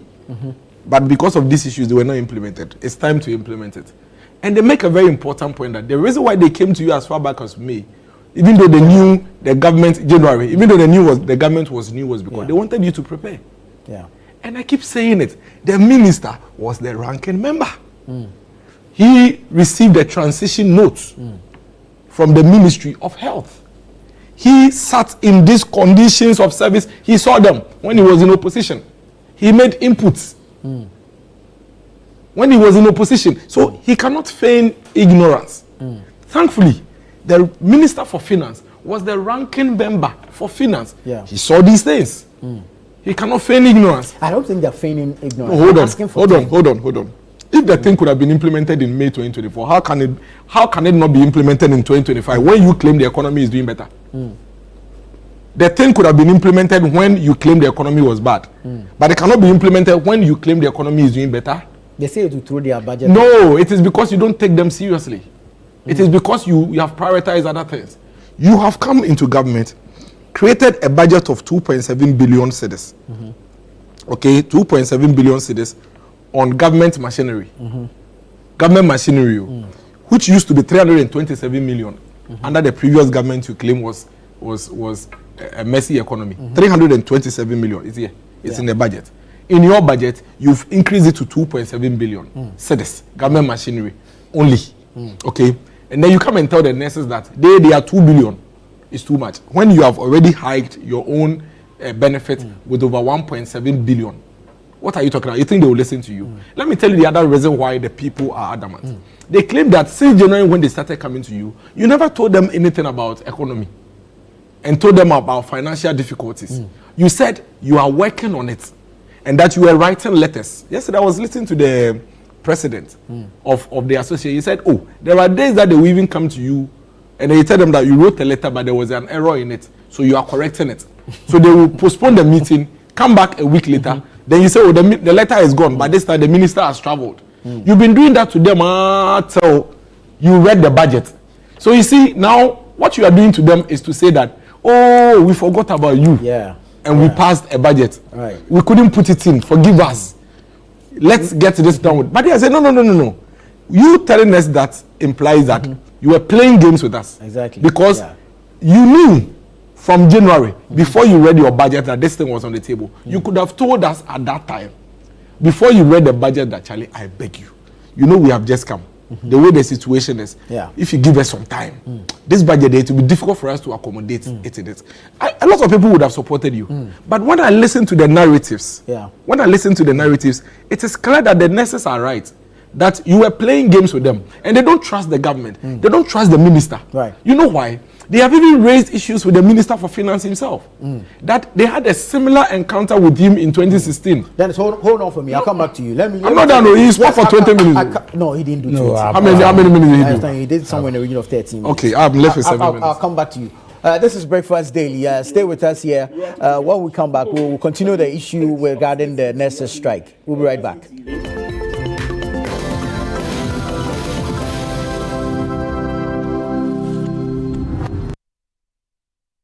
The Ghana Traditional Council, on behalf of the entire Ghana state, announces the annual ban on drumming and noise-making as part of the sacred rites leading to the Homo Festival.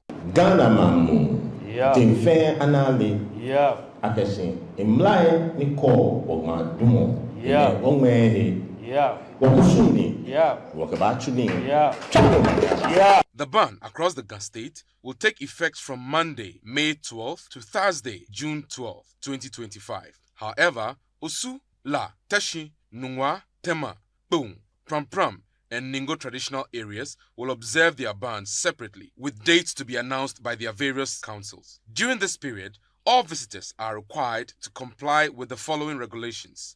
Religious activities to be confined within premises without the use of external loudspeakers, no drumming, clapping, or use of musical instruments in public places, no roadside evangelism or street preaching with loudspeakers. There will be no funeral or burial ceremonies within this period up until the 20th of June 2025.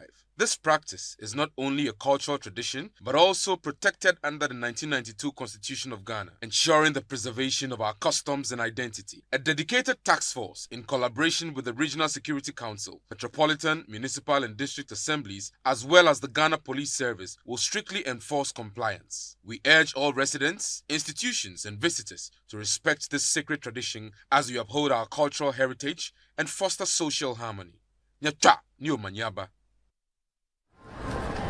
Life can get hectic, and sometimes we forget to prioritize our well-being. That's where Vernon Mineral Water steps in. A refreshing solution packed with essential minerals, Vernon Mineral Water keeps you hydrated and balanced. Whether you're at home or work, Vernon Mineral Water is there to keep you going. Don't let a busy schedule hinder your health. Make Vernon Mineral Water a part of your daily routine. Share the love with Vernon Mineral Water, the choice for a healthy, vibrant you. This advert is FDA approved. Asilwela ukunqoba kuphela. Kepha silwela ukwakha isizwe esinohlonze.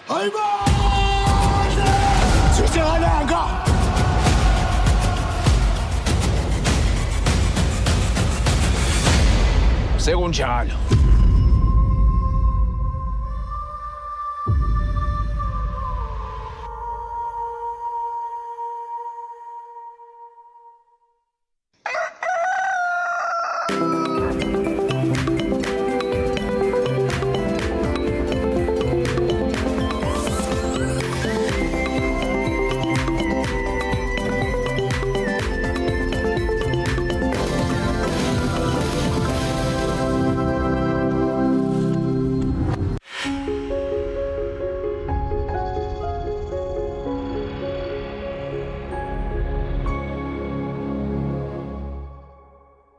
Thank you for staying with us here on Breakfast Daily Live on Channel 1 TV. We're having the news review segment.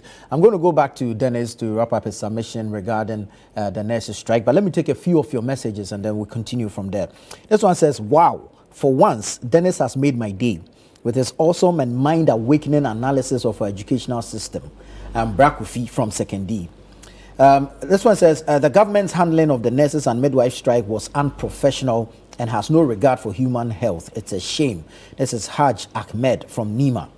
Daniel Kwesichi Eshan from Insawam says, our education system must really change because we are competing with the world, and stop politicizing our education. Thank you. Honorable Anas NK says, Ghanaian public sector workers' eyes are now open on salaries and allowances from Mr. Politician. Trouble don't come. TUC should also wake up from their sleep and fight for their members on CBA's single spine structure for fairness. Okay. Good morning, Sir Dennis, for always doing a good job. We really appreciate. This is Wahab from Wa Upper East. And NS Gakwe from Mafikumasi in the Volta region says, I thought the current government had the knowledge and capacity to solve the challenges we are facing during this time.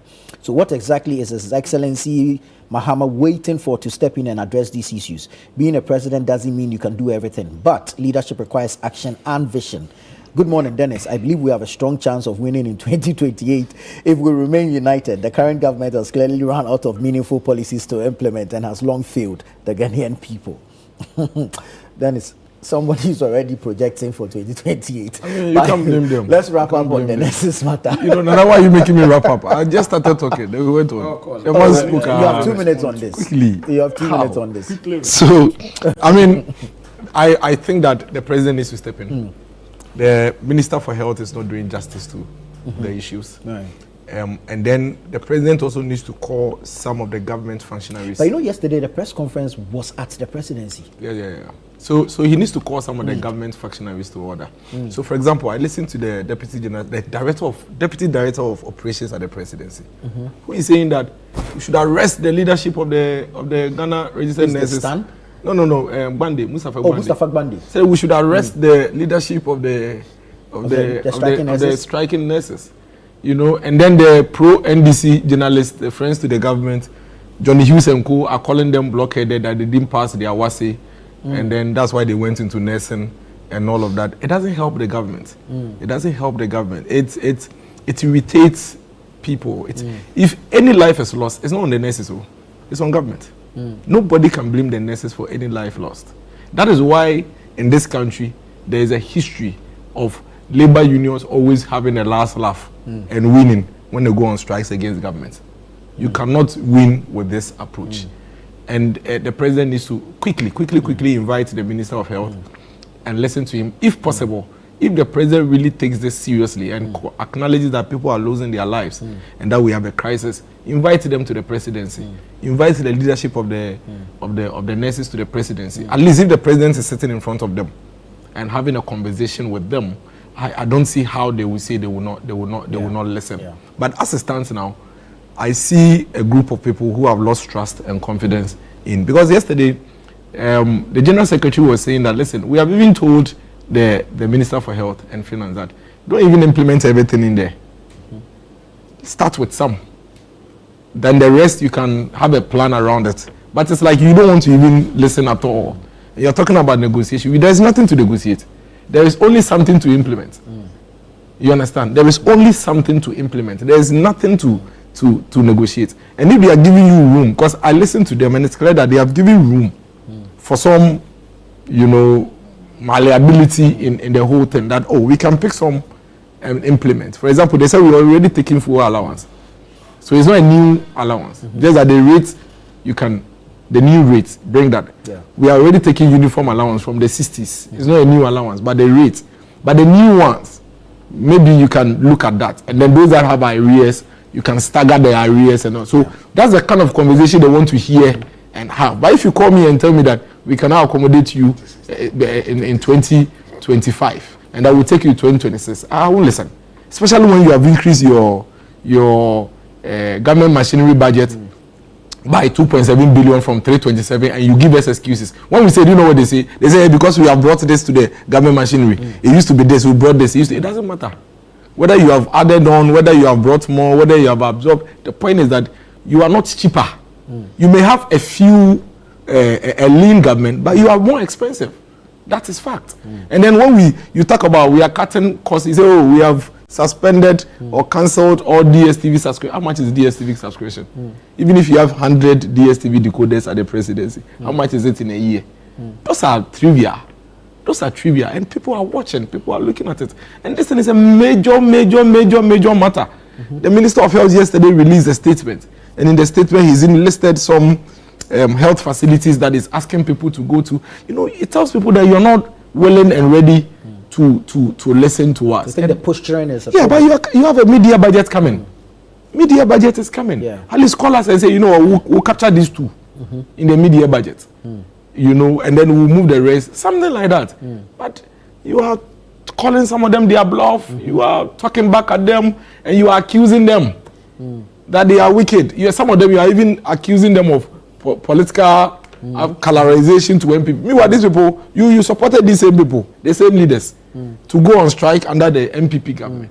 You understand what I'm saying? Was it not the same people that they were supporting to go on a nationwide over Galamsey across the country? Was it not the same people? So we need to call the Minister of Health to order. This is lives we are talking about. People are actually dying. That is the truth. That is the reality. 3 days ago, I had a medical emergency with a family member. I had to go and seek rescue at UGMC because you can't find, you know, any place. So I beg him. As for the nurses, my prayer is that if they could, which I think they should be able to, they should know the government they are dealing with already. This is a government whose president in the past said that he's a dead goat. And it was also around the same time when doctors were threatening strike. And he said, listen, he has seen so much strikes that strikes don't do anything to him. So for all you know, that is that statement in practice, in motion. So we beg him. If they've tried that and the government will not listen. We're here when they were dancing to Mahama is the whole. Is the whole that gives you sleep, you know, and all of that, and then some of them. Let me wrap up. And then some of the nurses said that MPP has done nothing for them, and they are counting on the John Mahama government. You, most of you actually, you know, wished for it, but we beg you. Now that he has come and clearly he's not willing to even do what is there, not new things, what is there already. We beg you. You've done enough. Maybe it's time for you to ignore them and come and serve us. So that when they are ready to do what they have to do, then they do it. But for now, the Minister for Health, his posture, and some utterances. I mean, this council is the only NDC person I've heard really give some. I don't know why he's not in government, honestly. Thank you. We'll do 2 minutes each on this and then we'll move on. Nana, 2 minutes each. Nana, you see, I'm resisting the temptation to go political. Though my brother said that he was not going to go political, but ended up going political. But you want political? When you were talking about a messy economy and that was political. You see, I'm resisting the temptation. You are not. You went political. If you are in responding to the NPP, you are likely to be unconsciously touching raw nerves of the nurses who are genuinely out there demanding that their conditions of service be improved. So I'm trying to avoid that confusion, but it is important to state that it is not accurate that the government implemented the agreement in May 2024. Indeed, of the NPP, yes, of the nurses. That one was. Who has said that? No, the agreement was made in May 2024. But 2024, but it was not implemented. Yes. But the other unions, they have been implemented, but not connected to the nurses. No. But the point we need to understand when we talk about reckless expenditure and its dovetailing effects on our economic fundamentals, and subsequently its ability to even erode the so-called improvement we seek to make in the lives of the people, like I earlier on explained, the power of inflation. You see, we accused the last administration of being reckless in expenditure. And in most cases, they were simply responding to political pressures, trying to satisfy a certain political class. As a government, we have vowed not to make decisions based on our political objectives. That is why we have decided to privilege the national interest rate. Otherwise, this government can also close its ears, shut its eyes, and proceed to be fulfilling any demand that is brought on our table. without thinking of the economic implications in the long term. And that is what we are trying to resist. So the fact that you claim that you had implemented many of them, what was the effect of this implementation? Because you paid little attention to its impact on our economic fundamentals. That is why that even though you increased salaries, in truth and in actual terms, the value of these increments couldn't be felt by the Ghanaian people. Because the cost of living shot up as a result of inflation and other things. And that is the situation we want to avoid. So it's not just about fulfilling or increasing salaries, but we are concerned about the value of such increments. So when we talk about over expenditure, look at the budget. Your approximation was about 5.2 budget deficit. You ended the year with about 7.9%. Because of such decisions that you took, do you want us to go on that tangent again as a new government? These are questions we must begin to ask ourselves. And if we also proceed on that tangent and move the budget deficit from 7.9% to 20 or even 15%, irrespective of the increment, would have subjected public sector workers to, the actual value would not be felt. And that is not the kind of legacy His Excellency President Mahama seeks to do. Please be wrapping up. Again, you made reference to the Office of Government Machinery Allocation. That is another falsehood. What shot up the figure, apart from the very explanation you provided of adding many of the defunct ministries? No. If you go and look at the budget, and I have it before me, it was reviewed because we realized that what shot up the figure to the 2.7 billion he spoke about was largely because of the national security budgetary allocation. If you look at the appropriations bill, you would see clearly, I think, under not even the budget for 2025, you will see clearly under page 149 that allocation has been moved to about 362 million. Office of Government Machinery compensation. Because the national security budget has now been moved out of it. Okay. To the Ministry of Interior. So it's not more part of it. And that was what accounted for that ballooning. And many other ministries that were defunct, that they decided to run. Additional cost to the government that we added. But even in the midst of that, now moving national security to Ministry of Interior, we are dealing with less. That is about 362 million Ghana cedis. So there is an improvement in that regard. And so that confusion needed to be settled. Again, you see, Nana. And this is the final one. Yes, Nana. It is true that this is a very sensitive issue. And we should not play politics with it. But, my brother, it is very difficult from where I sit to accuse the NDC administration of playing politics with the issues in the past. The difference here is that we've always been consistent, even including the Honorable Minister Akando, that look, there's the need for us to improve the conditions of service of our health workers. That has not changed. That has not changed. So if you saw leading members of the NDC then calling for an improvement, it is not as if today we are saying that they don't deserve it. We are simply saying that because of what you handed over to us, it is practically impossible for us to capture that now, and we are willing to do so next year and extend the expiry period. But you see, Hamza, what they had is what they handed to you. So if then you thought it was prudent to implement, why not now? No, you see, that is the mistake you are making. Even at the time we are calling for the implementation, we are talking about realignment of government expenditure.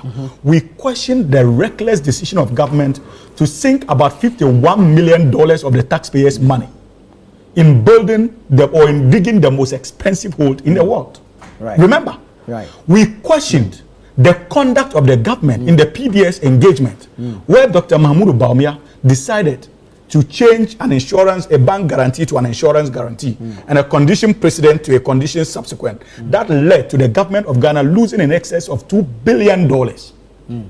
These were the expenditures we questioned, and said that if the government was able to handle these expenditures prudently and realign its expenditure, it should be in a position to honor many of these obligations.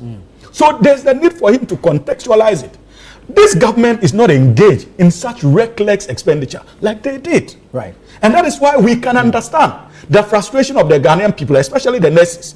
And if you are making references to His Excellency President Mahama not being concerned about demonstrations, that again is another falsehood. Because everybody knows his posture and how humane His Excellency President Mahama is. Right. This is a leader who will look into your eyes and tell you that there are challenges, and so we must all bear the challenges together. Thank you, and if the president is in a position to honor your demands, be rest assured that President Mahama will do so without any hesitation. Thank you. But my appeal, finally, to our brothers and sisters, especially in the health fraternity, they need to understand that even if at the end of the day government finds an amicable solution around the matter, many of the lives that we are losing, we will not be able to get them back. Right.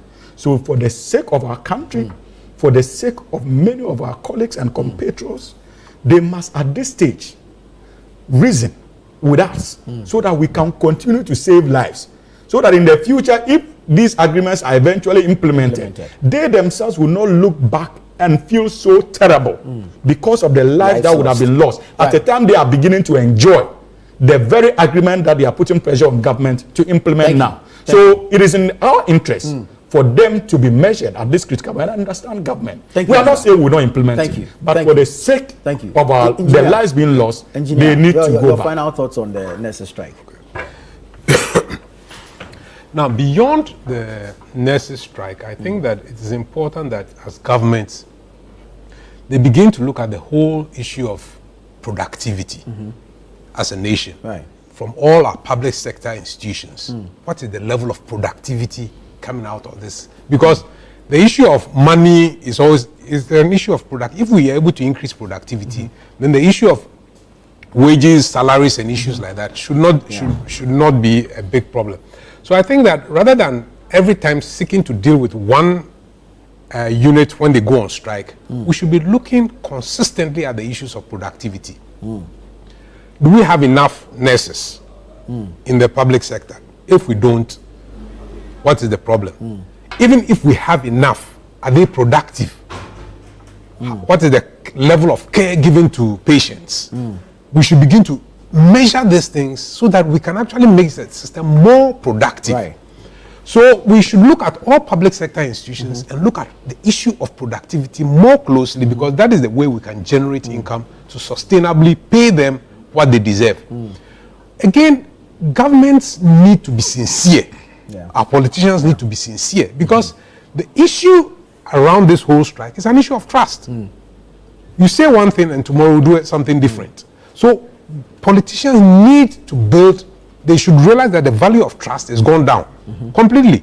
Look, there's a research report by the corruption agencies that has been put out. It says corruption at the presidency, for instance, has increased from 13 to about 50-something%. Yes, at the presidency itself has increased. So these are the period within which this research, this study I think between 2013 to about 2024. That's the period the research covers. I think I'll look for it and share. But these are worrying trends. Indeed. So the issue here is about trust. How can we increase productivity from these various sectors? We put up hospitals, but patients' care is still not there. So I think the minister, in trying to resolve this challenge, needs to sit down and be more open with the nurses and put things to them, because they are reasonable people. Let's not behave as if they are not reasonable people. We sit down with them and say, look, this is the situation, and be honest. The dishonesty is what is impacting the negotiations. And I think Labour Commission itself, we need to begin to question the efficiency of the Labour Commission itself in resolving issues. Why do they always seem to be on the side of government, the employer, and not resolving issues timely? So the Labour Commission itself needs to be closely looked at, and we need to begin to ask questions of that commission and its conduct.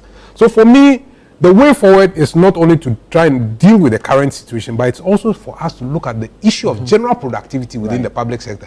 Because governments complain about inefficiency, and yet when they come, it becomes an avenue for them to push their party members onto the payroll. And then they come back and complain about the wage bill. Because look, seriously, if we look at inefficiencies, the inefficiencies within our ministries and government are just too much. There are people sitting there who do very little, and yet every month they are taking salaries. So we need to look at the larger issue of productivity more closely, and then we can overcome these issues. Dennis, final take. This government is wild. Is it? The government is wild. I am yet to see any government as ruthless, wild, nonchalant, that's in French, as this government is. I mean, how on earth is this government still holding on to their position where they've been from day one? After all the number of people who are dead and not willing to even move an inch from where they stand. Because I keep listening to them, it's like, well, nurses, you have to accept the 2026 budget, otherwise there's nothing else we can do for you. That's the summary of it. And I admire them. You do? I wish my government was this bold and confident to treat Ghanaians like this. To be very honest with you, I admire their tenacity. Because, I mean, for almost a week or two, what have they said? Have you heard them make a single move from where they've been standing from day one? In fact, the nurses have amended their positions even more. The government is still standing where they are. Then, they gaslight us by telling us they keep telling us all the things. NDC still keep thinking that they've brought gold onto the street of Ghana to date. And whenever you bring it, the economy, look at the things we've done. To the extent that he's connecting dollar drop to yam. Yeji. Do they transact yam with dollars? Yeji. Say this on please. I beg you. Okay, I'm quiet. In Ghana, don't say that on this. If Yeji yam is going to have a price change drop, it's the fuel. It is the fuel. What good is it when the dollar comes down and then the fuel comes down and then you come and slap 4 cedi 50 pesos on the It gallon? was just a pause. Oh, I bet. Yam prices are still high. Cement prices have increased by over 45 cedis. Iron rod prices are still high. Tomatoes that used to sell for 10 cedis that they were complaining, one is selling for 10 cedis. So which price would that say is he talking about? You want me to only why you were speaking, you were even pointing at me and calling me, I didn't speak. I beg you. I am only saying that you have done nothing except to actually see the artificial appreciation of the cedi. Oh, you think it's that? It is, but the reason why you are not seeing the reduction, the drop of the cedi affecting prices on the street is because it's artificial. I keep telling you that the only prices that have dropped in this country is the glamour stores. The Laboni cantonment, the Spinters, those places that they are selling the sofas for 60,000, they are the ones that have come down. Tell me, have you heard anything, any regular thing that people are buying on the shelves of Ghana that have come down? Nothing. So that is the truth. That is the reality. But they've just slapped 4 cedi 50 pesos on a gallon. Is it not? From 16 down down to no. Why are you doing that? Why are you supporting NDC? I am not supporting anyone. No, they took fuel from 14 cedis 99. So what are you talking about 16? That's not true. No, but that is true. It's here. Engineer, look at it. It's here. Even if it's to 12. It is not if. It is not if. The fact are what we are discussing. It's not if. It's the fact not that at a point we were buying fuel for even. Is it not at a point? Is the fact not? Is it not a fact? There's a point we're buying fuel at 11 cedis. Why are you talking about at a point? These are all facts. No, please. Let me come back to my argument. Don't do that. It is a fact that at a point under the MPP government, fuel was selling for 9 cedis. And it's also a fact that at a point under the MPP, fuel was around 17. Why are you doing this? The government is telling you that they've reduced your fuel to 12 cedis. Don't do that to your viewers. Hold on. And let me take you on, because nobody asked you to do that. Have they not reduced? No, what you are saying is false. You are saying that they reduced fuel from 16. Very well. Granted, it's the 16. So don't go into. It's not debatable. They took it from 14 to 12, and they've added 1. Is that still not a 1 cedi? No. That you didn't listen to my point, and you attempted to distort the fact. No, don't do that. No. You did it. Let's be clear on that. But you said 16. Very well. Are you withdrawing that? I withdraw the 16. Exactly. Then let me make my point. You don't even have to withdraw. Let me make my point. But he says I shouldn't interrupt. No, it's here. This is Star Oil. This is Guel. Is it not Guel? Is it not well?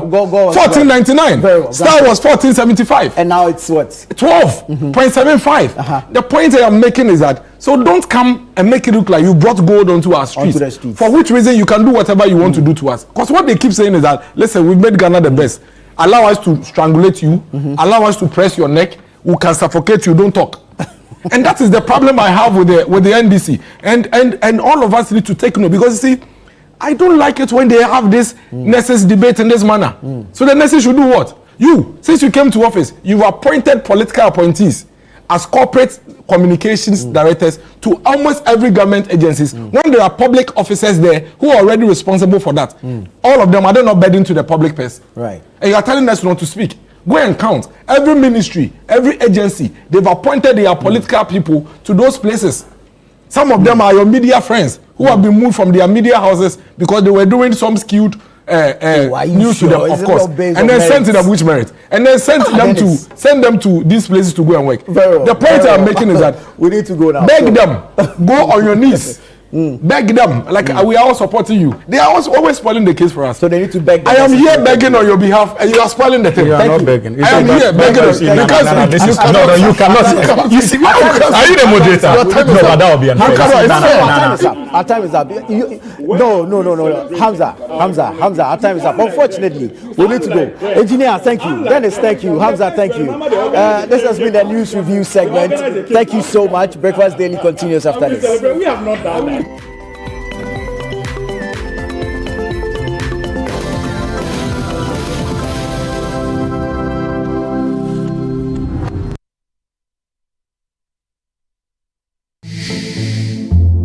In a fast-growing urban environment like Accra, safety is as important as the air that we breathe. Hear the real stories from those who now feel safe like never before with Response 1. One night, I heard the glass shattering. Armed robbers had broken in. Before I could react, the alarm blared and the lights flashed, and Response 1 was already on their way. Within minutes, the security was at my door and the armed robbers had fled.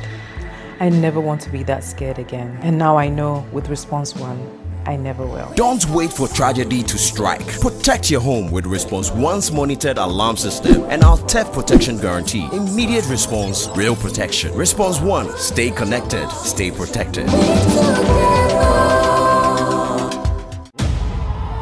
Asilwela ukunqoba kuphela, kepha silwela ukwakha isizwe esinohlonze.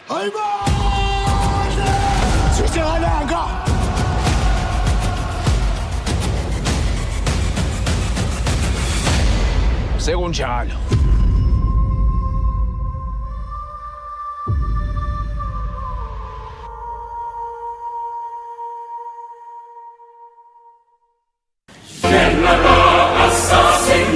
Calling all farmers, agribusinesses, and innovators, this is your chance to shine. Channel 1 TV invites you to exhibit at Agri-Fair 2025, one of Ghana's largest agricultural exhibitions. From Friday 20th to Sunday the 22nd of June, the A4 Sutherland Children's Park in Accra will come alive with the very best from Ghana's agribusiness sector. Are you a farmer with fresh produce of any kind? Be it crops, livestock or poultry, fisheries or aquaculture, or you're a supplier of agro-inputs and processing machinery? This is your platform to connect with the world. Agri-Fair 2025 is more than an exhibition. Showcase your fresh produce, share your expertise and experience, and grow your business. So, to all farmers with fresh produce, livestock or poultry, fisheries or aquaculture products, come, sell, network, and expand your business. Agri-Fair 2025, where culture meets innovation. Register now to secure your spot. Call us on 0205 973 973. Come one, come all. Enjoy the freshest farm produce at unbeatable prices. And treat yourself to sizzling kebabs made from beef, mutton, pork, chicken, and more. Great taste, great value. Don't miss out. The Agri-Fair 2025 is powered by Channel 1 TV with support from 97.3 City FM and is proudly sponsored by the Ghana Exim Bank, Legacy Crop Improvement Center, Development Bank Ghana, Agri-Impact Limited, and the Horticulture Business Platform. Our technology partner is Farmerline.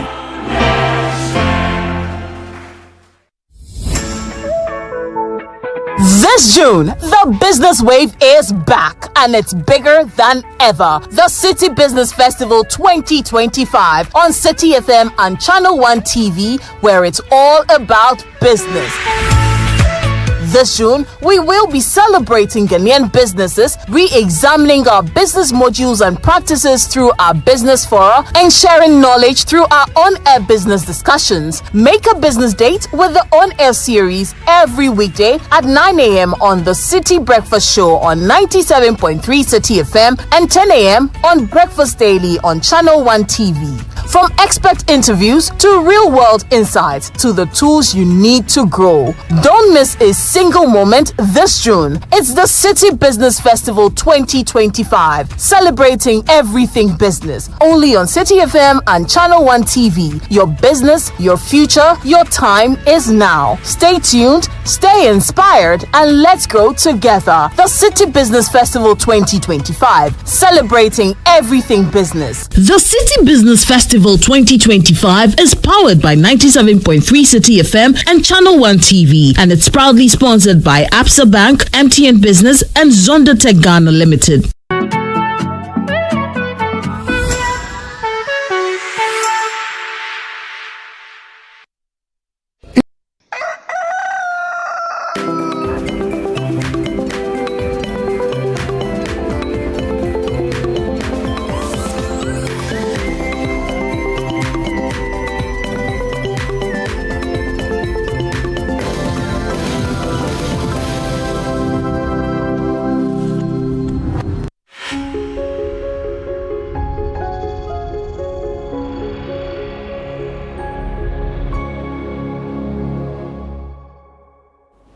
And we're always grateful that you stay with us here on Channel 1 TV. This is Breakfast Daily. We are still continuing the show from where Nana to 4 and the guest left off. And of course, we would continue from now to 11 a.m. where we say bye-bye to you. But we have a lot for you in the world of entertainment, also business-wise, and also in terms of information on this set. Mind you, we are still asking you to be part of the Agri-Fair 2025, which is about happening on 20th to 22nd of June 2025.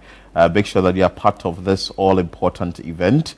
We are still asking that since you want to be part of it as a farmer, make sure that you make the payment immediately, because once you pay, it guarantees you to be part of this event happening at the Ifwa Sutherland Park, just opposite the National Theatre.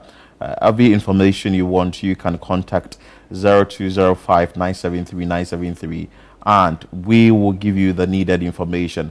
But like we've been saying here, this is a great opportunity for you, the farmer out there, to be part of this all-important event. It's the first of its kind, and this is the maiden edition. Right. And remember that the City Business Festival has actually started, and it starts from the first, it started from the 1st of June and is going down to the 30th of June 2025. And if you've been following, you will realize that we are talking everything business, everything you need to know about business. If you want to get into the world of business, this is the festival which you should have your eye and ear on. We look at different industries, we bring experts, and we also, have a forum around this festival. And remember, ladies and gentlemen, that this is actually brought to you by Channel 1 TV and City 97.3. And still on the City Business Festival, we have our on-air series that actually run throughout the day, run radio here and also on TV, on radio at 9 o'clock and on TV at 10 a.m. And today, it's still all about the agri-business, which we started on Monday. So today we're talking about financing your agri-business. Financing your agri-business. Mr. William Nete is actually going to be taking us through that. And he's the head of agri-business at the Absa Bank here in Ghana. We'll be on radio at 9 a.m. That's City 97.3 FM. And if you miss it on radio, you can catch it right here live on Channel 1 TV at 10 a.m. But of course, if you want to do the listening and not the watching, so stick to the radio at 9 a.m. And also, I want to say a very big thank you to our sponsors, Absa Bank, MTN, and Zonda Tech. This is powered by Channel 1 TV and City 97.3 FM, the Absa City Business Festival.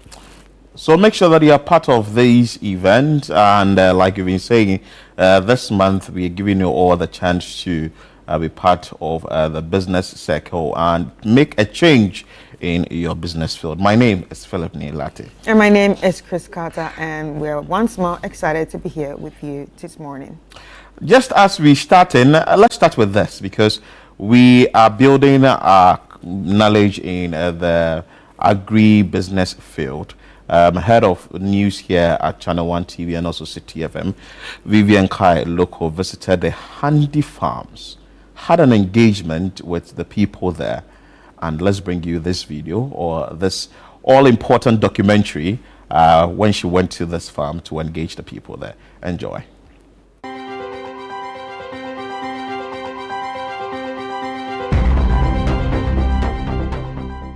Hello, welcome to the City Business Festival. It's the month of June, and it's always an exciting period to be in the month of June because of the City Business Festival. I am Vivian Kai. Look, I'm sure you're wondering, what am I doing here? This is actually a mango farm in Dodowa. The name of the farm is Handy Farms. I've come here because in this year's series, we are visiting real farms, talking to people in the industry to have a practical understanding of farming here in Ghana, agro-business, and all around the industry. For this month, we have something new and exciting. We have the Agri Fair from June 20 to June 22nd at the A4 Sutherland Park. Come there if you're in the industry. You can be an exhibitor, you can take part in meeting people, networking, among others. In a minute, I will speak to the people behind these farms on what they do, what is the vision behind this farm, what does production look, because they add value to the mangoes, and what does the future hold for this beautiful farm. And of course, we'll look at the challenges in the industry and how we can solve them. Exciting one coming up. Stay with us. I'll be right back.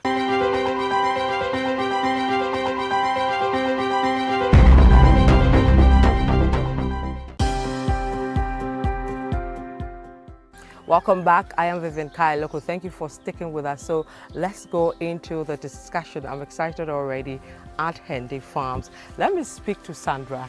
She's one of the owners of the farm. She's going to take us through what they do here, why they decided to go into farming, why they even chose Dodowa. I'm sure you're also wondering, is it the weather, is it the land, whatever. And then at a point to take us into the plans for the future, production, everything. But Sandra, welcome to Channel 1 TV. We're excited to be here. Thank you. It's a pleasure, and thanks for visiting us. Great. Why did you decide to go into farming? Okay, so first of all, we're actually accidental farmers. Oh. So we happen to fall into farming and agriculture by accident. We're second generation mango farmers. Okay. Farm was inherited from our father, who passed away a number of years ago. Okay. So it's a very mature mango farm, and it's in the mango belt. So we didn't necessarily choose this, but we're within the Dodowa Somania mango sector. That's right. So it was automatically a mango growing area. So Dad was into farming already? Correct, yes. And you decided to be a part of it. People these days want to go into farming, but somehow they don't know how to go into it and all that. Was it Daddy who was able to change your mind to be a part of it? Or growing up, you had always wanted to join what Daddy was doing? So this was in his plan all along. He was actually an engineer, and this was a pet hobby. It was supposed to be his retirement plan. So we've always grown up with a little bit of agric background. He did rice farming in the past, so we've understood it a little bit. So taking over the farm was an organic step. And being part of it, we didn't have any agricultural background. We had to learn from associations that we joined within the area. And we also learned on Google, which is our best friend.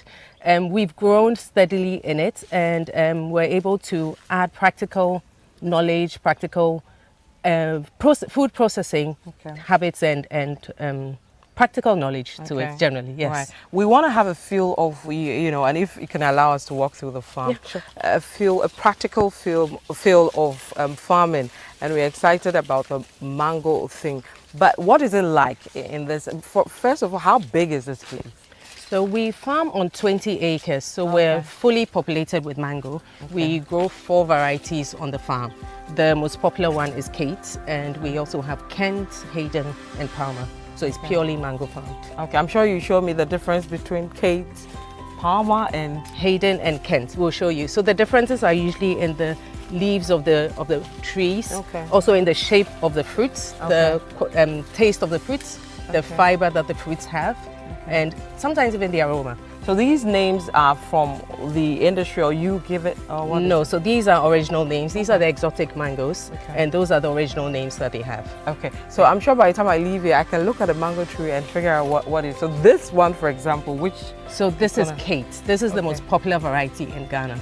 And on our farm, we have about 80% Kate. Okay, okay. So what we see on the markets are the Kate one, the big round ones. Generally, I think it used to be called Salon mango, and it's the big ones that you find. Those are the Kate variety. Okay. Yes. Right. So has it always been the 4 varieties, or you've been infusing the different ones as you went along? Yes, so there's been some intercropping to add on new varieties that are less resistant to, say, disease, or more popular for export. So like a Kent variety is more popular for export, which we don't grow that much, unfortunately. Because we're doing more processing of our own, we absorb a lot more of the Kate. So what percentage of the products go into the Ghanaian market, and what are you sending out? So about 70% is on the domestic market, and our export is now actually limited. We're not doing any fresh export. Everything is going into value addition before we export, and then we have some export added value products. So let's look at a typical day in the farms. I know some farmers wake up very early. I don't know what it is for you, and some have to wait for the weather, all that. But what's it like on a mango farm? Okay, so for mango, we have 2 seasons a year. So we benefit from 2 seasons within this area. A typical day on the farm is very early starts. Wake up, the farm hands. We have farm hands who live 5, 6, 4? Yes, absolutely. You have to wake up and catch the early rise. So it starts with a bit of scouting. They do pruning. We do clearing of the land, so making sure the land is sanitized, so it reduces infestation and disease on the farm. What do you mean by you prune, for somebody who is not, right? You're the expert here, but for some of us that so don't we know. will demonstrate that for you when we go into the plot other 2, side. which has some mangoes in there. Our Mr. Up the tree is going to do the pruning part, right? Yes, so this is generally what happens if you're pruning down a very mature tree like this. So they will typically climb in and take out branches to be able to open up the canopy. It's so the opening is to enable the tree to enable the sunlight in, to reduce the canopy size. Okay. So it also means the fruits that you get are better quality. You don't get as full a yield on the tree as it would overweigh the tree, and then you also get better quality generally. I'm going to prune my tree when I get home. Okay, so that doesn't take long, depending on the size of the tree, right? Depending on the size and the number of trees that need to be pruned. Yes. So it's a little bit intensive, but they do it gradually and steadily. Okay. So in a day, like how many trees can you cover in pruning? So if you have a gang of 4, they are able to go through maybe 1 acre of land and be able to cover enough trees on that acre. Wow, and this is 20 acres. So over a month or more, they should be able to be done? Yes, which is why we also do it in stages. So we do plot by plot. Yeah. Makes the work a little bit more efficient and reduce workload for the staff. Okay. So this is plot what? This is plot 2. Plot 2. So, okay. Yeah. So these are easily pruned back. Can I try? Absolutely. Okay. Welcome to farming. We're going to switch. I'm going to let you hold the microphone today, and I'm going to try. I hope I get it right. If you come on this side, you'll probably be able to get a better. I actually love planting and gardening, so I'm sure I'll be a pro at it. Yes. I hope my cameraman is getting this. I see that I'm forcing it out. So that's my work for today. I think I can get about $500 an hour. It's the City Business Festival. We're at Hendy Farms in Dodowa. Today we've come here to look at the real farming industry, what goes into farming proper, what goes to value addition of some of the produce we get from farms. And our concentration for this episode is the mango farm. Of course, at Dodowa, and the name of the farm is the Hendy Farms. We'll be right back. Stay with us.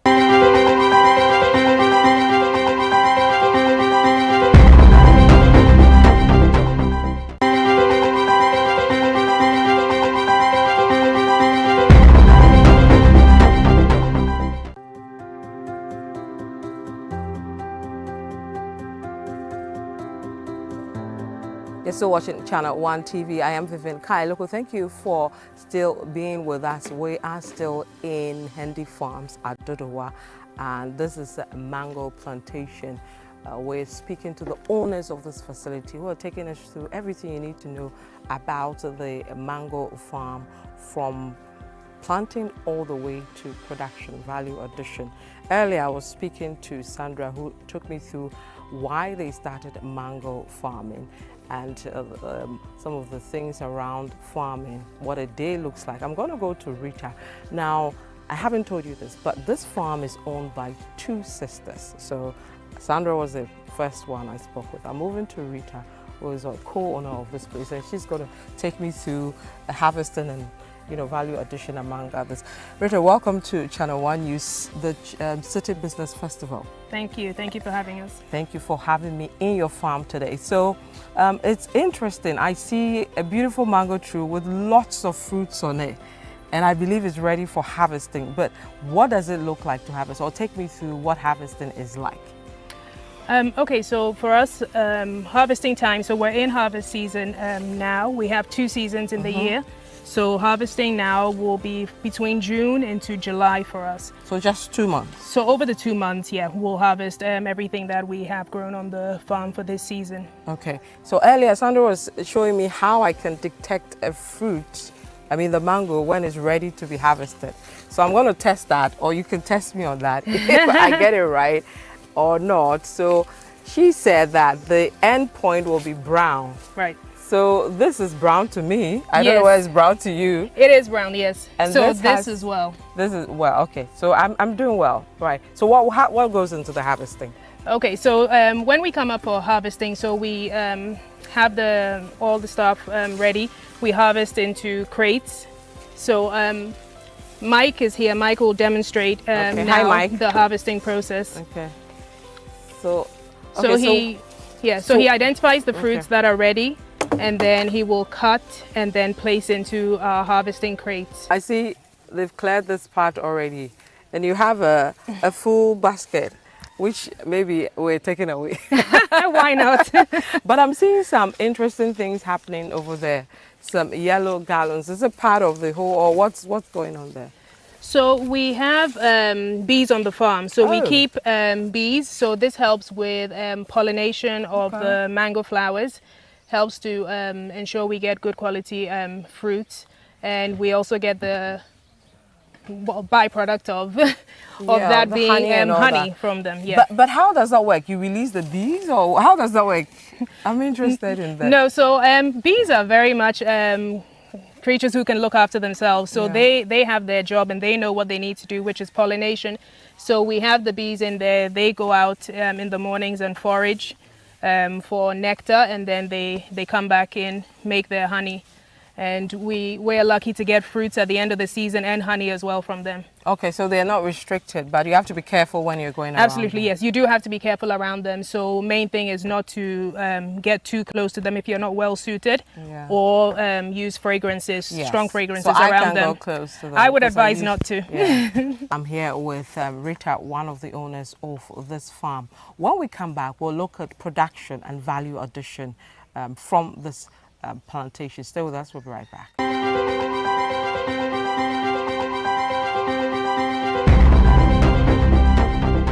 Welcome back.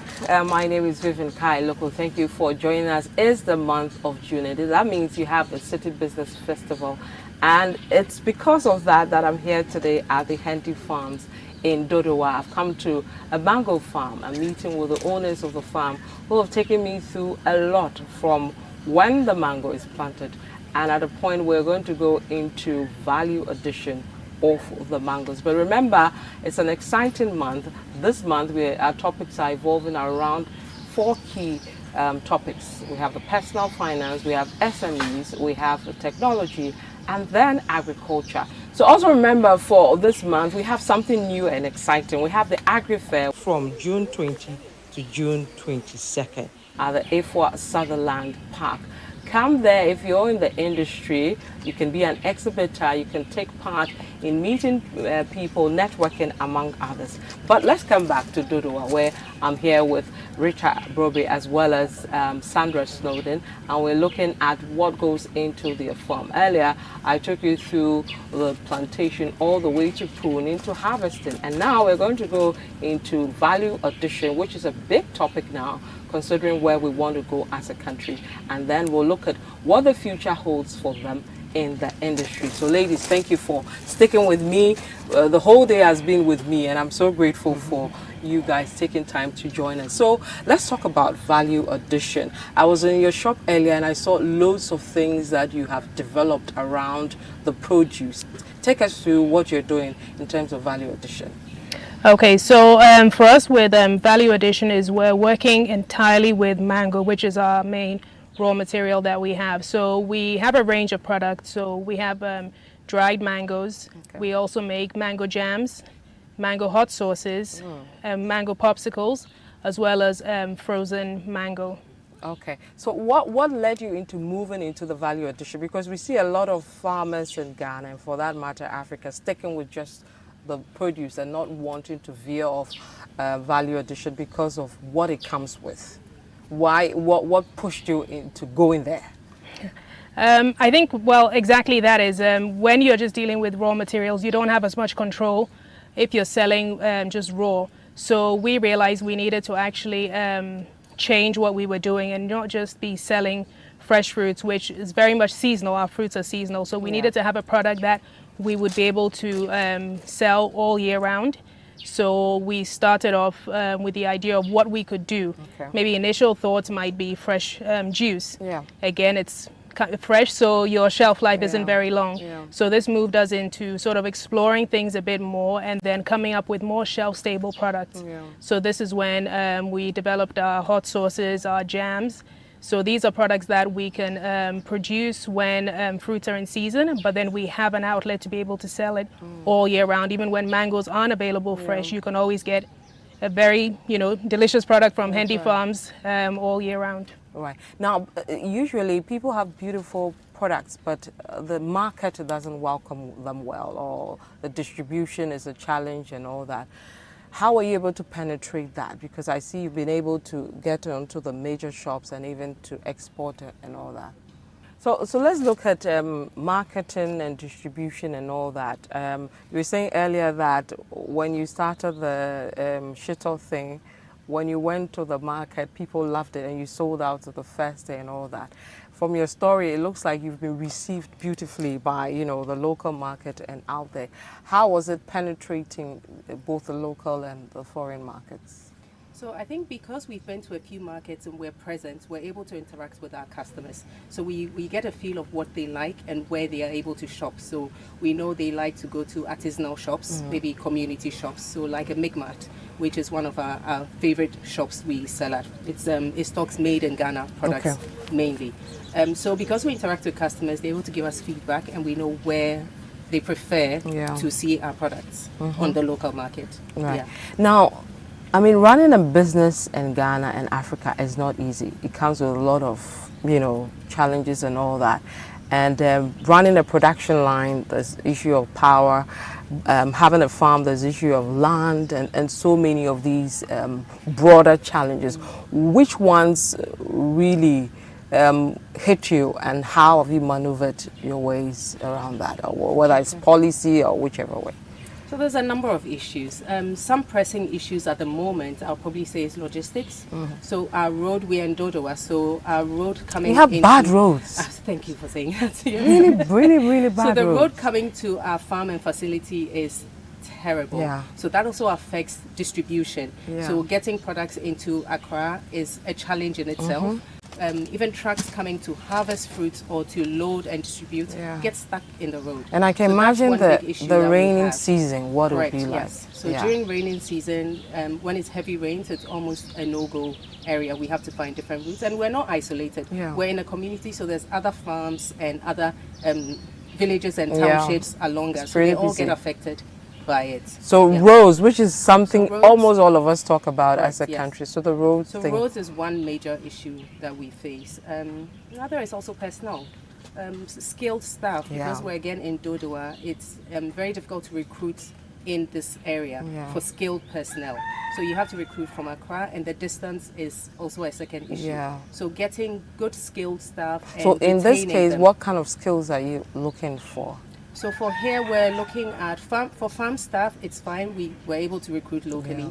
But for production and processing, it's about getting a QA, qualified QA, Yeah. getting sales, marketing, and general manager. Those are the sort of positions that it's a little bit tricky to fill or to retain the staff. Long distance. Yeah. I mean the long term. So road infrastructure and then skills. Any power, is power stable here? Power is It's not so okay. much an issue. It's okay, but we're hybrid, so we use a bit of solar good. technology as well. So that powers irrigation and fertigation. Very soon, we're hoping to be able to transition and use more solar power for some more of our equipment. In a bit, we'll look at your solar dryer, which I've heard so much about. So we'll check it out in a bit. So apart from these two, any other challenges? The big one always is funding. So funding is always an issue that looms around everybody. Yeah. It's to be able to scale up, you need a certain amount of money. And if it's about interventions, then it's about getting access to funding at good Rates. Yes. That's But always an we issue see that a lot of always talk about. Yeah, we see a lot of ads running now, banks offering good rates for women in agric and all that. Is that really what it is, or Yes, it's a myth or a fallacy? Yes, that happens. I think there's a few people who've been able to access those funds. We're still in talks with some banks to be able to access some of that facility, but it's a process. Yeah. And also, if you don't bank with those specific banks, Yeah. you need to now transfer your account and your business to them, and it takes a little while. So it's not as straightforward. Okay, Yes. but how do you deal with a lot of people complain about the workforce, the how they behave, the time and the lackadaisical at all those. Do you have those challenges, or it's okay within your industry? Yes, I think sometimes we do. For farm base, it's a lot more about incentives. So giving them incentives. For farm workers, it's about maybe they're able to farm on the land, so their food source is guaranteed. Yeah. For processing staff, giving them bonuses, making them a part of the business. So giving them a sense of belonging and being a part of the company. And I think that's what is helping, being able to keep the workers satisfied and happy. Right. Well, the funding part, what would you, if the president or policymakers were watching now, what would you say they should do to improve funding for Ghanaian farmers who really want to scale up and move things to the next level? I think there should be more access to funds, lower collateral limits. I think a few banks also have agri-desks, which are increasingly helping, so you can go and talk about agribusiness. It's not so much a risk anymore.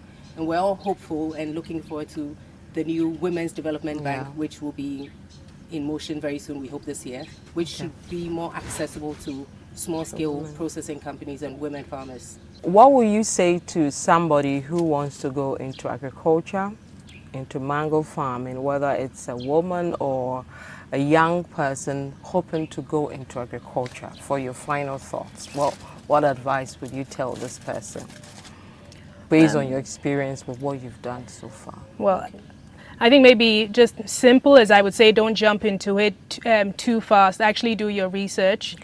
Speak to as many people as you can within farming, not necessarily mango, just different areas of farming, and actually understand, the ups and downs of it all. And also to understand the full value chain for what farming is, and actually then position yourself somewhere along it and make sure it's something you enjoy, because once you do get into it, you have to make sure you will enjoy it. Yeah. Right. Yep. I think innovation. So don't be bottlenecked into thinking it only has to be agriculture and just growing the fruits or the vegetables. But think beyond that. So again, think around the whole value chain. So it's not just about growing, it can be processing, it can be inputs dealing, it can be logistics, it can be anything. So there's so much that you can think about. So more research, think on it, and make sure you're settled into what you really want to do. Is it profitable? Yes, it is, but it's very challenging. I'm told when it hits, it hits. But, you know, the point to hit is which I think you guys are done with that. And you're at the point where you're, you know, taking that hit box. But thank you so much, ladies. Sandra Snowden and Rita Brobe, owners of Handy Farms. They've been with us today for today's edition, where we're looking at people in the value chain, the agricultural value chain. They own Handy Farms.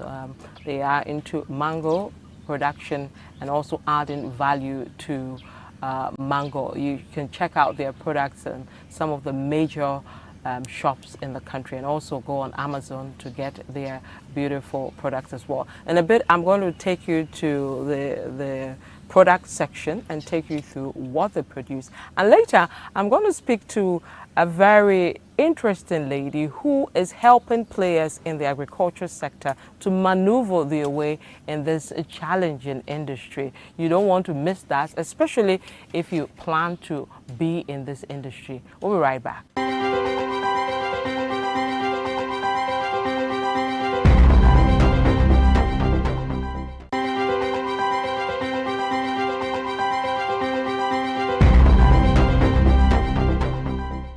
Well, it's not easy to be in the agriculture industry because of the plethora of challenges that are in the industry. But there are persons who have been able to research in the industry, understand the industry, and offer support to persons who want to be in the industry.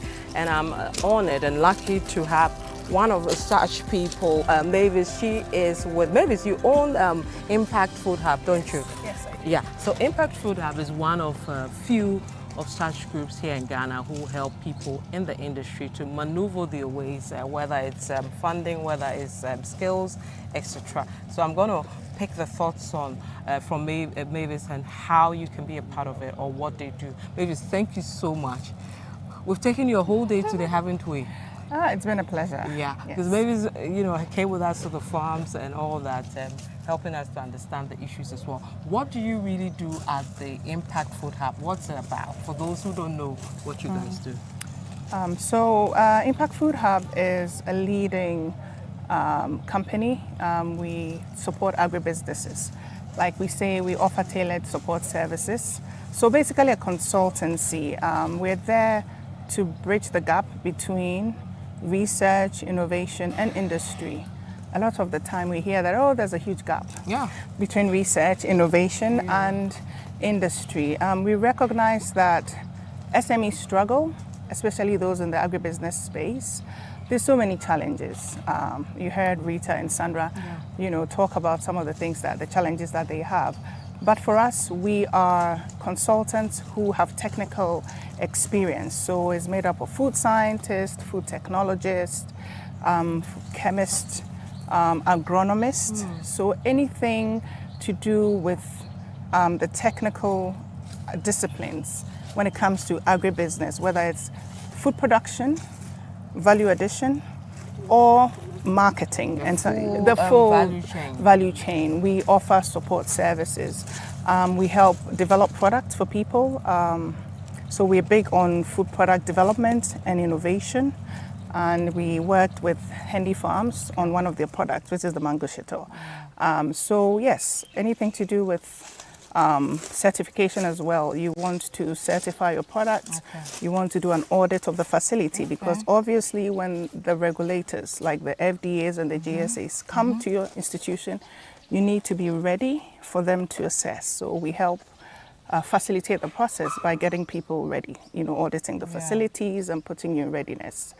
We offer marketing support, training, capacity building. We are very big on that, because we recognize that there's so many challenges and they need the right mindset, the right skills, the tools to navigate.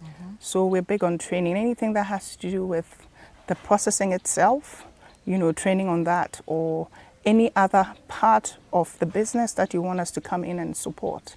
We do that, we offer those services as well. There are a number of things that we do. There are a lot of things you're doing, but what made you go into this? Are you a farmer yourself? Well, I was into research. I'm a food scientist by training, and I worked with a government institution for 17 years. Wow. As a research scientist. I became a principal research scientist, and I was, into research. Okay. Most of the things that we're developing, like they say, ends up where? On the shelf. So really, it got to a point where I noticed that I could translate some of those research into outputs that could really help people,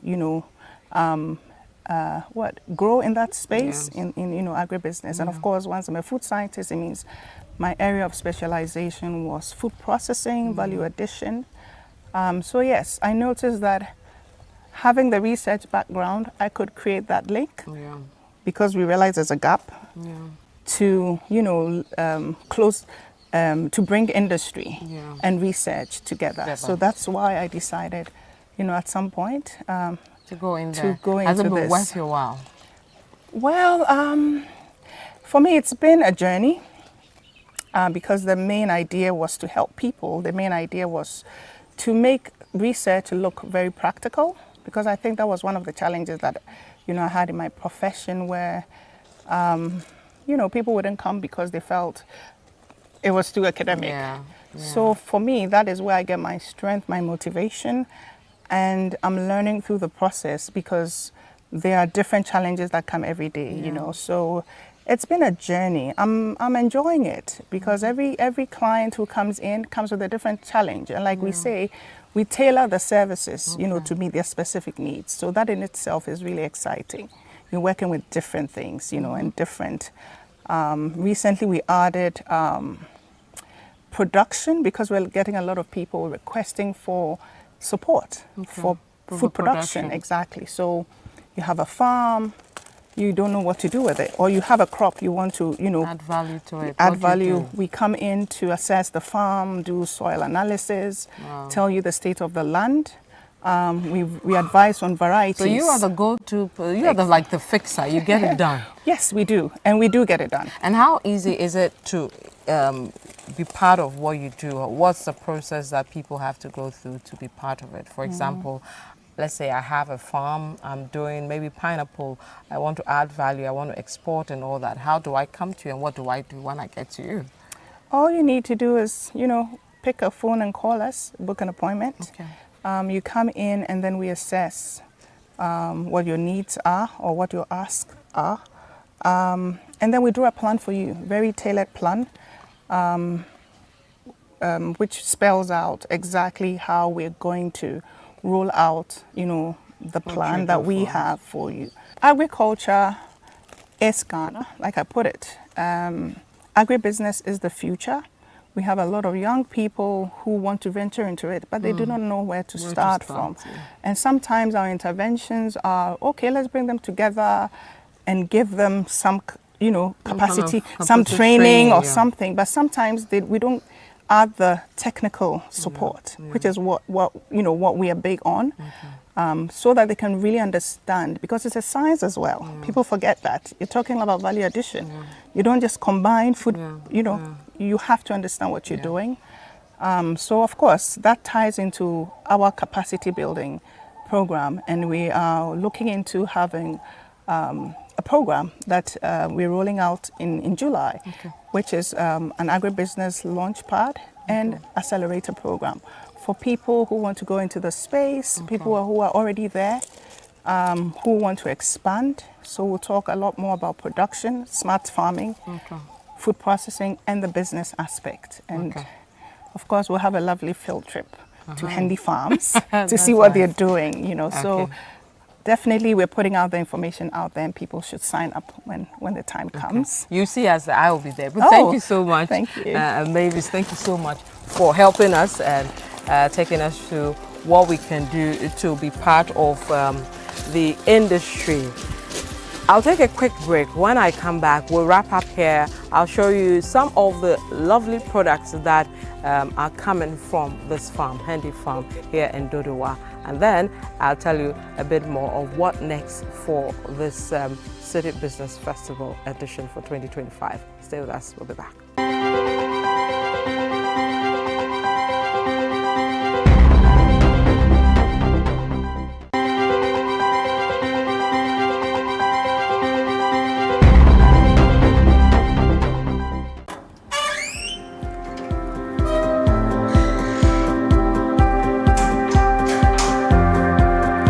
Amanda. So what do we have here from Handy Farm? So these are all your final products, right? Interesting. So what is this? Okay, so we have here our mango jams and hot sauces. Okay. So it serves as preserves and condiments. We do also have our unique honey, which Where's is the also honey? here. So here's our honey. So this is your honey? Yeah. That's it. Mango blossom honey. Okay. Yeah. And over here, so same? Yeah, so this one is our mango mixed with hibiscus jam. Okay. As well as this, but different containers. And what is this? Mango moringa hot sauce. Oh wow, this is the famous one I've heard from Rita and Sandra. So this is a hot sauce. Yeah. Okay. And how much are these retailing for? 50 cedis. So this is 50 cedis. Oh, Yeah, nice. each. Okay. And we have Heritage Brewery.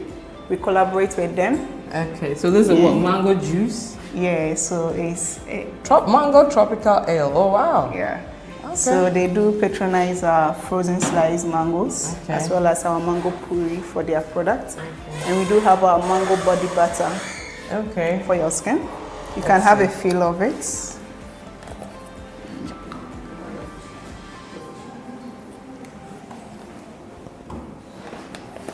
Smells really nice. Wow. Like I can smell the mango and then the shea in there as well. So we've got you covered. It contains shea, cocoa, baobab, and mango oil. Wow. And we have frozen sliced mangoes and mango popsicles as Oh, well. I would love to try the popsicle. Great. And there is no preservative in it. So Wow, so this is 100% natural. Natural. So for your kids, for everybody, we've got you covered. Thank you very much, madam. You're I'm going to welcome. enjoy this. Well, it's been an exciting day at the farm here at Handy Farms, a beautiful mango farm where two sisters are adding value to mango, planting it from the point all the way to adding value to give us products, whether it's sauce, whether it's oil, whether it's jam, and what have you. And thank you for joining us for this edition, part of the City Business Festival. I am Vivian Kai Loco. Stay with us in the month of June for the City Business Festival. See you soon. Bye-bye.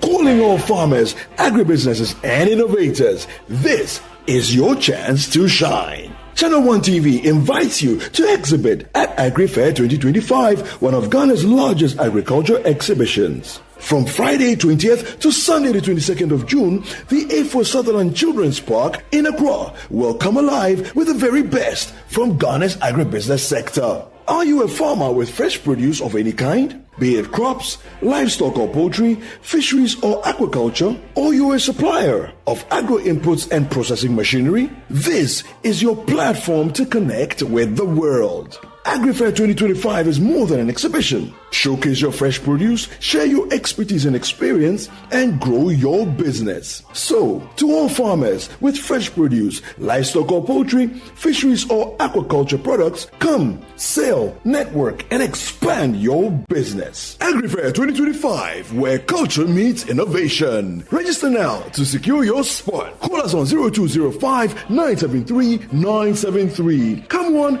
come all. Enjoy the freshest farm produce at unbeatable prices. And treat yourself to sizzling kebabs made from beef, mutton, pork, chicken, and more. Great taste, great value. Don't miss out. The Agri-Fair 2025 is powered by Channel 1 TV with support from 97.3 City FM and is proudly sponsored by the Ghana Exim Bank, Legacy Crop Improvement Center, Development Bank Ghana, Agri-Impact Limited, and the Horticulture Business Platform. Our technology partner is Farmerline.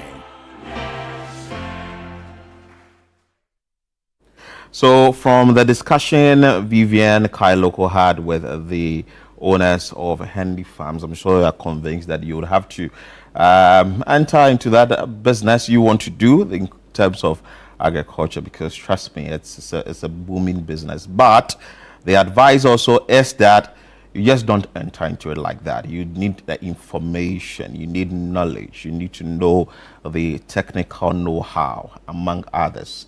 The more reason why we are giving you this chance, Agri-Fair 2025, to be part of it. Come, learn, understand how to be that business guru in the agric space, and understand the things that are needed for you to do before you would move into the business field of agric and all that. Because though we are doing agric, we are thinking about the business side of agric. The more reason why we call it agri-business. So it's not a cuddlers and hoe those times where we say it's not an interesting or it's not a viable business.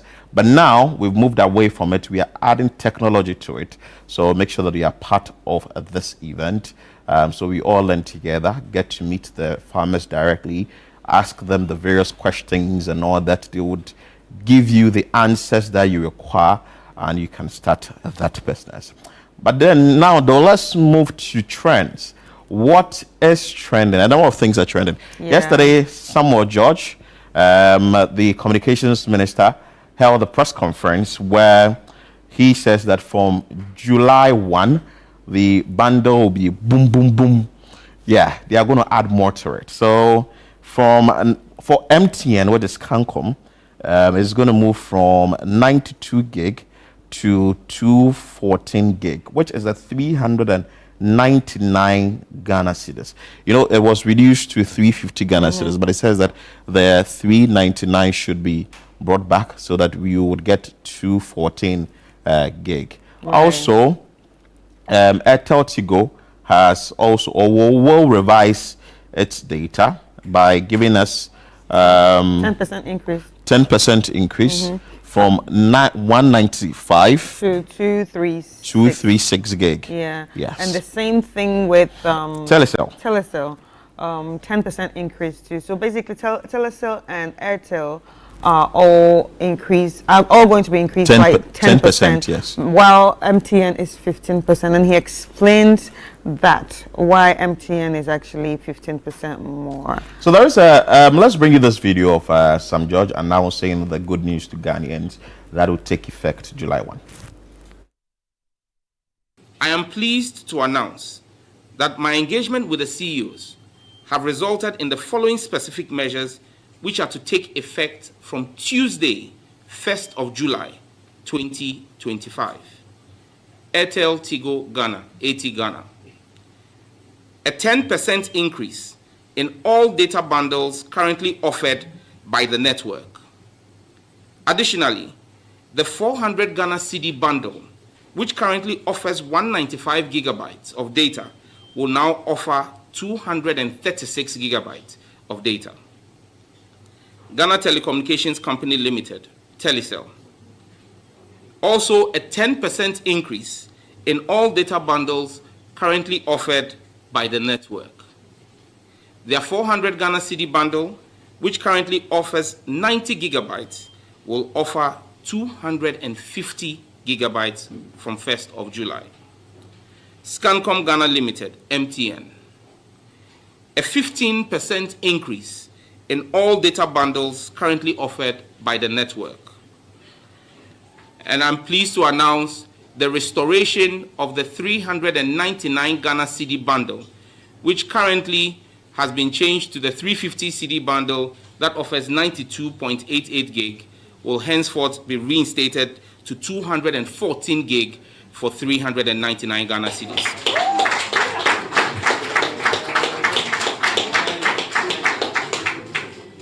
I am aware these increases are going to come at considerable cost to the network operators. However, I am glad that our engagements and the consultations are bearing fruit for the Ghanaian people. To the CEOs, you have my gratitude. All right. That's Samuel George for you. Nate George, aka Jata, doing what he can do for Ghanaians. But you know what? This doesn't just start like that. There was like a conversation on that back and forth with a gentleman called 2 years ago. Tech and Tree. Yeah, Tech and Tree. Yes. Tech and Tree actually started the whole thing. I think that was between last 2 years or last year. He went in hard on the communications minister of the past administration, yes.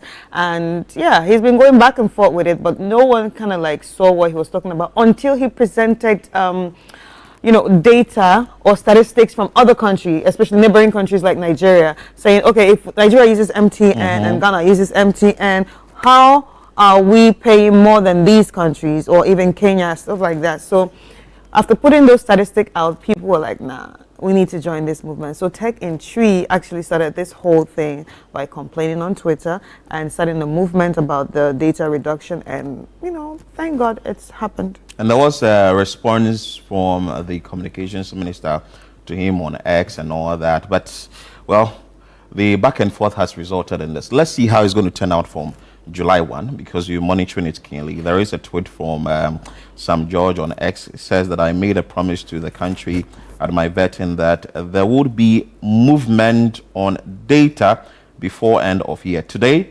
working with NCA Ghana, MTN Ghana, the AT Ghana, Telecom Ghana, we have made bold strides in improving value for Ghanaians. We remain focused to drive the best for this country, and that is what Sam George is saying. The minority in Parliament, though, is asking that, well, we want the reduction of prices, but Sam George is saying that we are giving Ghanaians value for money. The more reason why there is going to be an increase in the data that you buy, maybe with that same amount, and also it's going to start in the month of July. Another one too from Yao says that, Sam George, hear me out.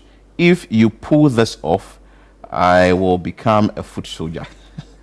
Yeah. Yeah. Other tweets there. Yeah. So Sam George has done the needful. When Ghanaians see action, they will praise you. Kudos to Tech in Tree. And also everybody has, memes about him and all that. And someone even had to pit him together with the old minister. Yeah. They said choose wisely. Yeah, so a lot of compliments to Sam George, especially for the fact that he was one of the worst rated ministers because of this whole thing. Yes. That was about 2 weeks ago or 3 weeks ago. Yeah, he's been trending, in fact, as one of the worst ministers. But overnight, he's now the best minister to everybody because he has actually fulfilled his promise. Congratulations to Sam George, and also congratulations to everyone that fought out for this. And also, Ghanaians are ready to enjoy their data and use your data wisely, okay? Don't go and be fooling on the internet. Yeah. Well, because we have enough data, maybe we'll see how it's going to be used from July. Yeah, but somebody said something very funny yesterday on radio. When Mingo was reading out the messages for Traffic Avenue, the person said, wow, that from the 1st of June that he's going to put off his radio and then listen to Traffic Avenue via the internet. Well, because it's going to have enough data. Enough data. Let's see how we use it. Another interesting thing that is trending is the president banning DSTV and satellite TV subscription at Jubilee House. Plans to extend embargo to all government agencies. Someone is even asking that if the president should go ahead with that, how are we going to monitor the international media houses to know what is happening worldwide? How many of them watch the international media houses? Well, so we would have to now use the internet wisely. Or how are we going to go about it? Are we going to use the local media houses? Watch Channel 1 TV. What are you talking about? Don't we give you the best? We bring you the best. Well, and we break the news on time. Watch Channel 1 TV. It's not that hard. And don't watch DSTV. Get to know Chris, get to know Philip, get to know everybody in Channel 1. Watch Channel 1. Well, let's see how that one is going to turn out. Some tweets on that. Guys, let's push these. That's too much. I think people are trying to say that the prices they are paying for DSTV. Yeah, for DSTV too. So they're also talking about the prices. The price. Yeah. Yeah. The Minister of Communications, Government Communications, Felix, revealed that the president's plans to ban DSTV subscription at the Jubilee House as part of government's cost-cutting measures. I like that. Well. So it's also another one that is trending from Kobe. Founder says that Mahama to DSTV subscriptions and also street light and light traffic light tariffs. Now DSTV prices, we are coming. Another one too from Kojishodi. Nah, bro. Drizzy, see the DSTV packages where you vex. Even the president not the one pay, not me. Or whatever the word is. I didn't get the name right. So that is the president saying that they are going to move away from DSTV subscriptions and do local ones. So let's see how that one is going to turn out in this country. Another it will turn out well. Yeah, don't you think? Well, it's all part of cutting down costs. So yeah, so if you want to stay abreast with international news, you have your smartphones. You can use that. But what's on the screen should be made in Ghana. Made in Ghana. Watch Channel 1 TV. Moving away from that, today the candidates for BEC starting the examination. And Chris, did you write BEC? You're asking me this again. I didn't write BEC. What did you write? Well, are we gonna do that? Oh, let's know what you wrote. What did you write? You didn't do anything?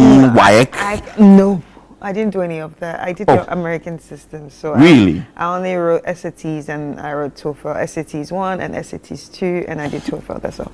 Oh, so you run away from WAEC? I never experienced it. Charlie, WAEC will give you a headache. With WAEC, when you write BEC, Charlie, you start church by force. You'll be going to church praying. Oh, okay. Yeah. You'll be praying and praying and praying because it's either you want the 6 1s, 7 1s, 8 1s, 9 1s. All what you want is the school that you want to attend. Right. That is what you want. And you don't know who is marking your exams or the papers, whether the person is in good mood, the person is in bad mood, the person doesn't like your handwriting, the person likes your handwriting, doesn't like your submissions or not. So exactly, sometimes people say that maybe the exam, person marking had issues with marital issues, and it has now brought it down to your paper and all that. So Charlie, BEC there, we wish them all the best. Yes, wish each and every one of them all the best. We actually have a message for someone writing BEC.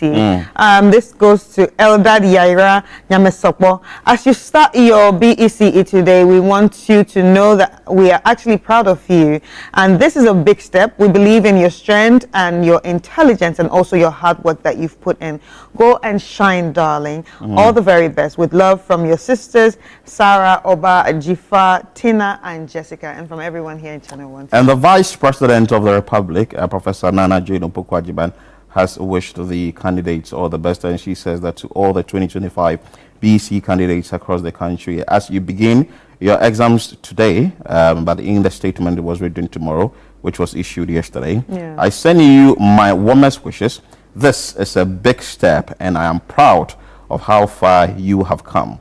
Stay calm, trust your preparations, and give it your best. Your families, teachers, and communities are behind you, and so am I. May you be guided by the clarity, good health, and peace of mind. Go forward with confidence.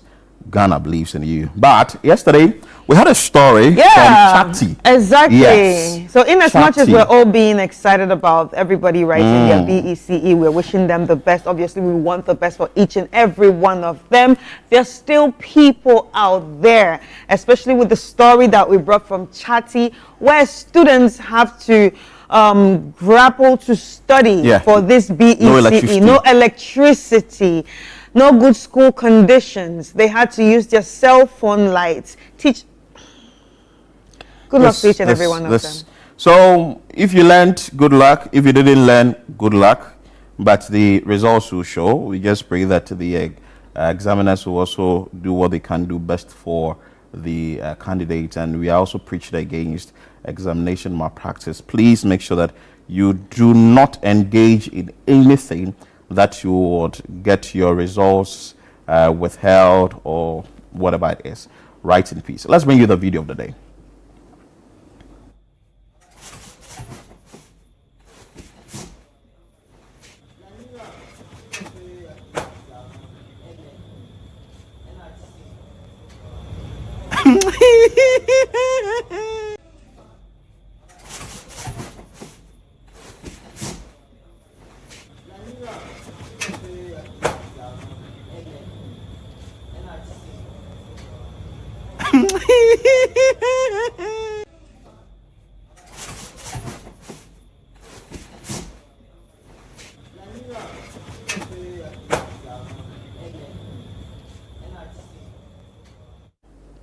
So he willingly gave his phone out to the thief.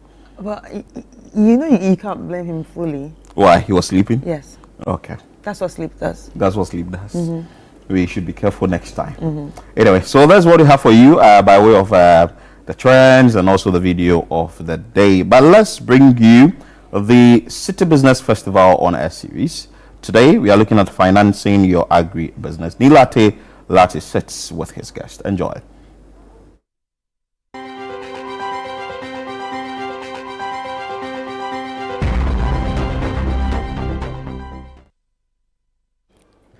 It's week 2 of the 2025 City Business Festival here on 97.3 City FM and Channel 1 TV. It's a week we are going heavy on agriculture. Welcome, this is another edition of our Honor series. I am Nilate. Today we are looking at the issue of financing your agribusiness. How do you get the right form of financing for your agribusiness venture or idea? And how do you also contribute meaningfully to food production and the larger economy? We've got the answers to all these questions right here on the Honor series. Don't go away.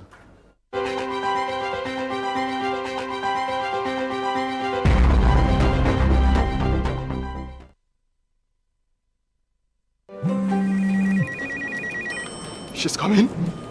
She's coming.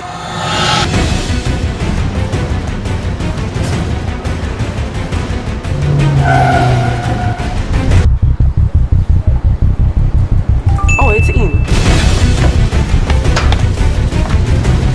Madam Recito!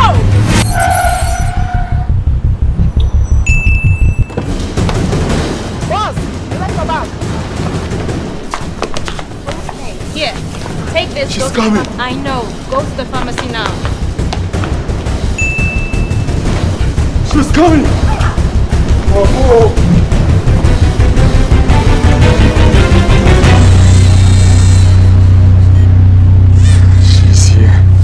Pay faster, pay safer, and pay easy with Momo app. Download now and pay with the QR code, merchant ID, and so much more.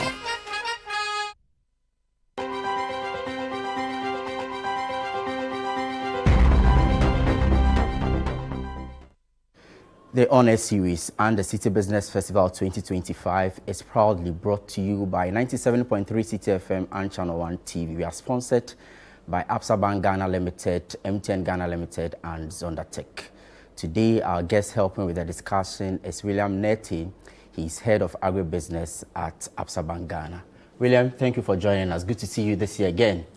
Good to see you, and thank you for having me. How are you doing? I'm very well, thank you. I see. And how is the industry treating you? It's been on and off, but it's very fine. I see. Last year you were right here, right? Yes, with I us was. on the City Business Festival, talking about something similar. Exactly. I see. So are you able to provide an assessment between last year and now? How are things in the industry? Have things improved? Are there changes, or they are pretty much the same? In fact, is there hope for the agri sector at all? There's always hope. We just can't lose hope in this country. The agri space is faced with a number of challenges which we mentioned, but we can't focus always on challenges. How do we resolve them? How do we get going to improve the lives of those within the rural sector and also those within the agri space and also the economy as a whole? There have been wins and losses. When you look at last year, for instance, a lot of the commodities, or a number of them, were hit by low prices on the world market.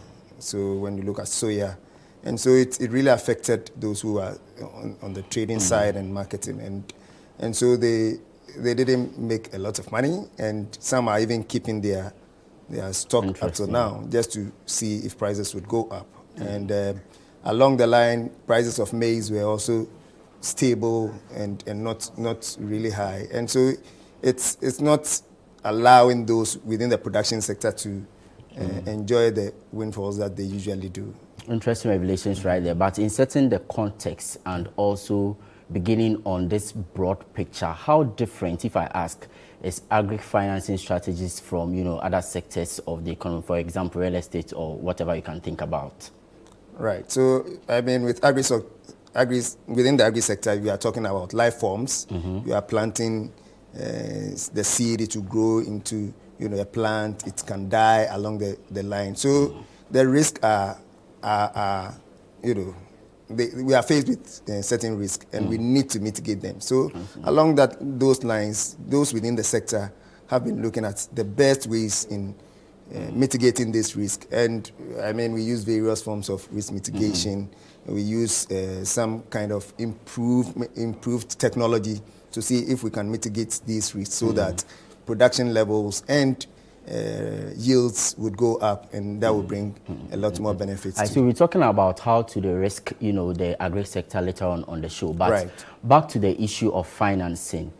When it comes to financing of agri-businesses, what are we looking at? Is it production? Is it distribution? Is it export? Or even packaging? Or even value addition, if I may add that? Which areas of interest do banks really look at?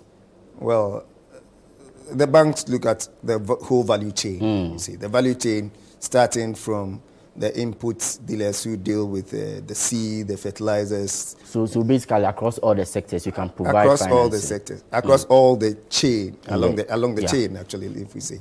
So from the input dealers, we go to the production. We move on to the aggregation. In Ghana, most of the production is done on small scale. A lot of farmers doing small volumes. So it requires that people put it together before it's moved on to the next, which is maybe the export or the value addition point. So along the chain, financing institutions look at all that. Also are those supporting agencies that look at transportation, packaging, and all the others to make the value chain work. You had mentioned that smallholder farmers are the core of agri-business in the country. But do banks give them the kind of support that they need, or it's all about the medium and large scale agri-business enterprises? It cannot be, because you not find many of them. So it's also for you to reach out to these smallholder farmers. And for us at ABSA Bank, we want to see people's stories change. Okay, we talk about your story matters.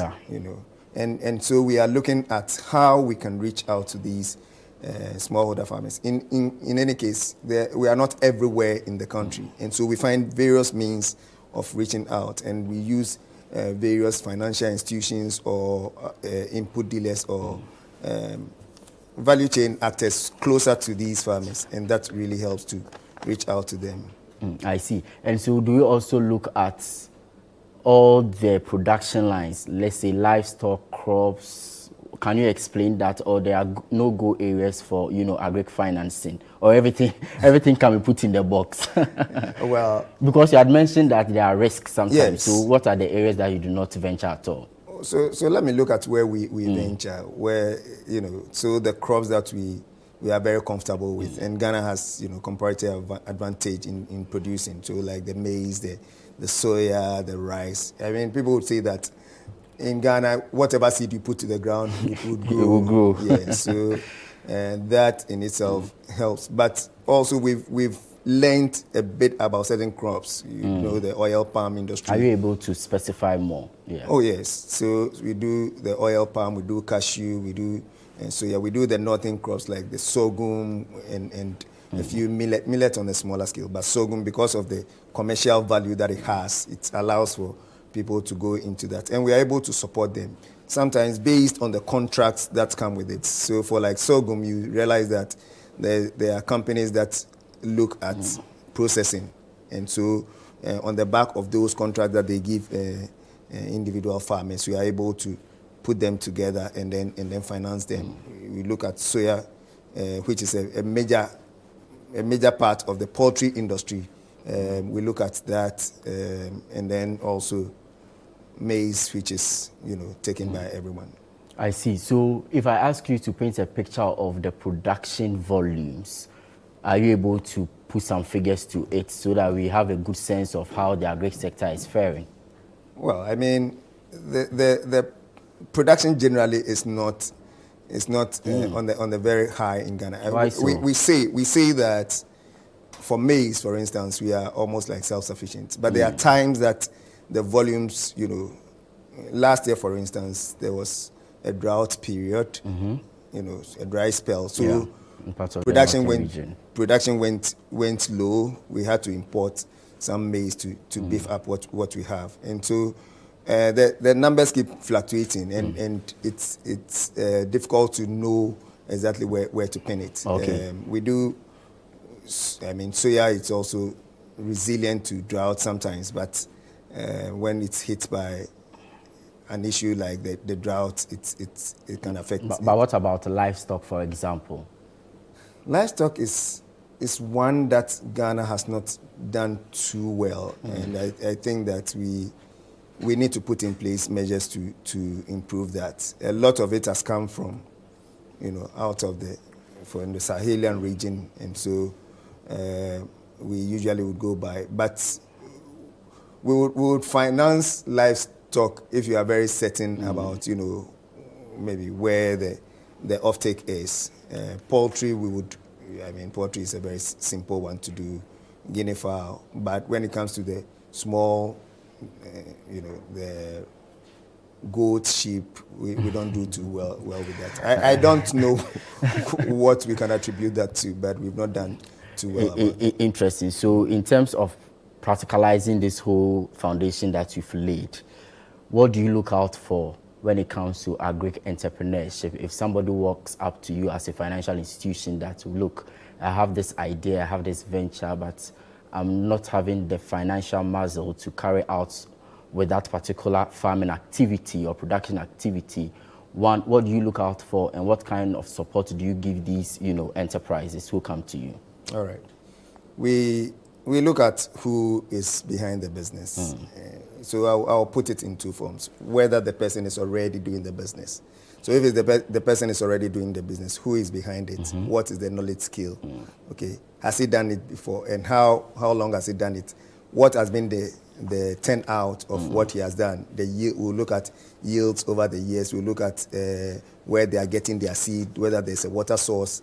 And all these help us to form an idea of whether the person is able to produce and to get the yields that are required. And that would also inform how much they get. And what they get can be in two forms. You can get a working capital to continue what you are doing, or you can get a capex that will allow you to do some expenditure and do some investments that would move you to the next level. If the person is a startup, then that's where we do the guidance as to how to go about it. There's the need, in fact, when you are going into agriculture, the most important thing to look out for is the marketing. The marketing is critical, because at the end of the day, when you've got your produce, where do you sell? Who is buying? The produce that you have, is it meeting the market? And if not, then you may be put your money at risk. So we want to look at that. We want to see whether you have the resources in terms of you have sited the land, whether there's water, so all these factors come into play for us to make a determination of whether to support you. But generally, when you come with an idea like that, we want to help you to go through on a smaller scale and build it up, unless there's investments coming from somewhere to start it. So it's not just about giving you the money, go and use it for whatever I want to use it for, and later come and account for it. Yes. I see. So you try to build them up gradually. Training. For them to. We do have some trainings that ABSA has a collaboration with MasterCard Foundation that allows us to offer training. So we bring some of these people together. We do on-field visits and then do some trainings just for the people to get an understanding, a deeper understanding of the business they are going into, and then we get the benefits. So do you also consider eligibility criteria like, for example, it's a woman-led, enterprise. Right. It's an enterprise that is in the northern part of the country or southern part of the country. What are the risks thereof? Right. It's a new company. Is it getting support from any other area or financial institution? Do you look at all these areas? All these things come into play. I see. They are very important. I mean, for the relationship that we have, and which I've mentioned, we focus on women and youth. Okay. Over the past 5 years, we've given out money to the tune of about 130 million to these, just the women and youth sectors. That we want to build that area, because you are very certain that for women, once they take a facility, they do very well to pay. And then the youth are also becoming very aggressive, very, they look into things more deeply and want to, if they are going to agriculture, they want to do it the right way. And so we focus on that. We look at the north as well because of the vast lands available there and the level of production.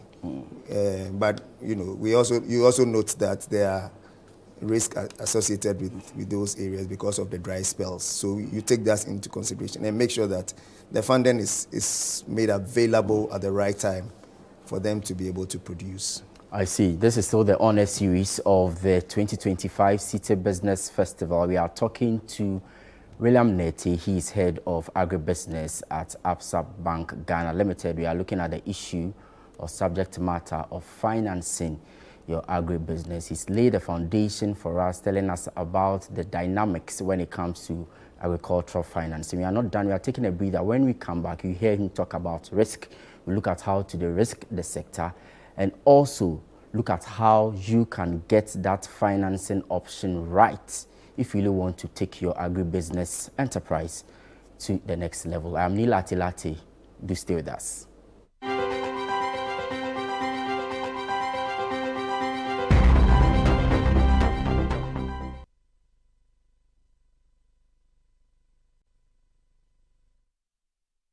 My name is Lydia Safwa. I'm from Safusco Ghana Limited. I'm the managing director for the company.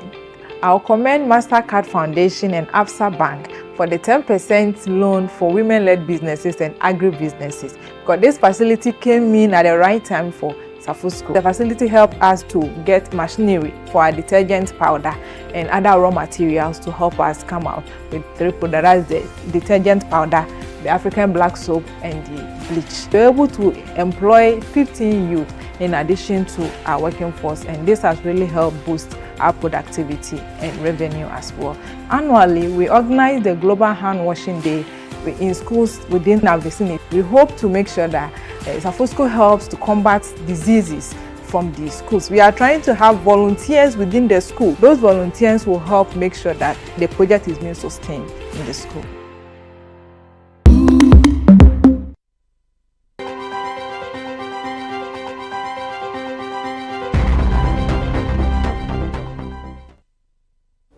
Welcome back. This is still the honor series of the 2025 City Business Festival. It's week 2, talking about agriculture. Our topic for today is financing your agribusiness. The City Business Festival is sponsored by Absa Bank Ghana Limited, MTN Ghana Limited, as well as Zonda Tech Ghana Limited. William Neti, head of agribusiness at Absa Bank Ghana, is still with us here in studio. So Mr. Neti, before we went on that break, you were talking about how risky, the agricultural sector is because of, the dynamics when it comes to, lending and all that. So let's really look into the issue of lending. So for example, you get to hear a lot of farmers saying that getting access to funds is really difficult. Why is that the case?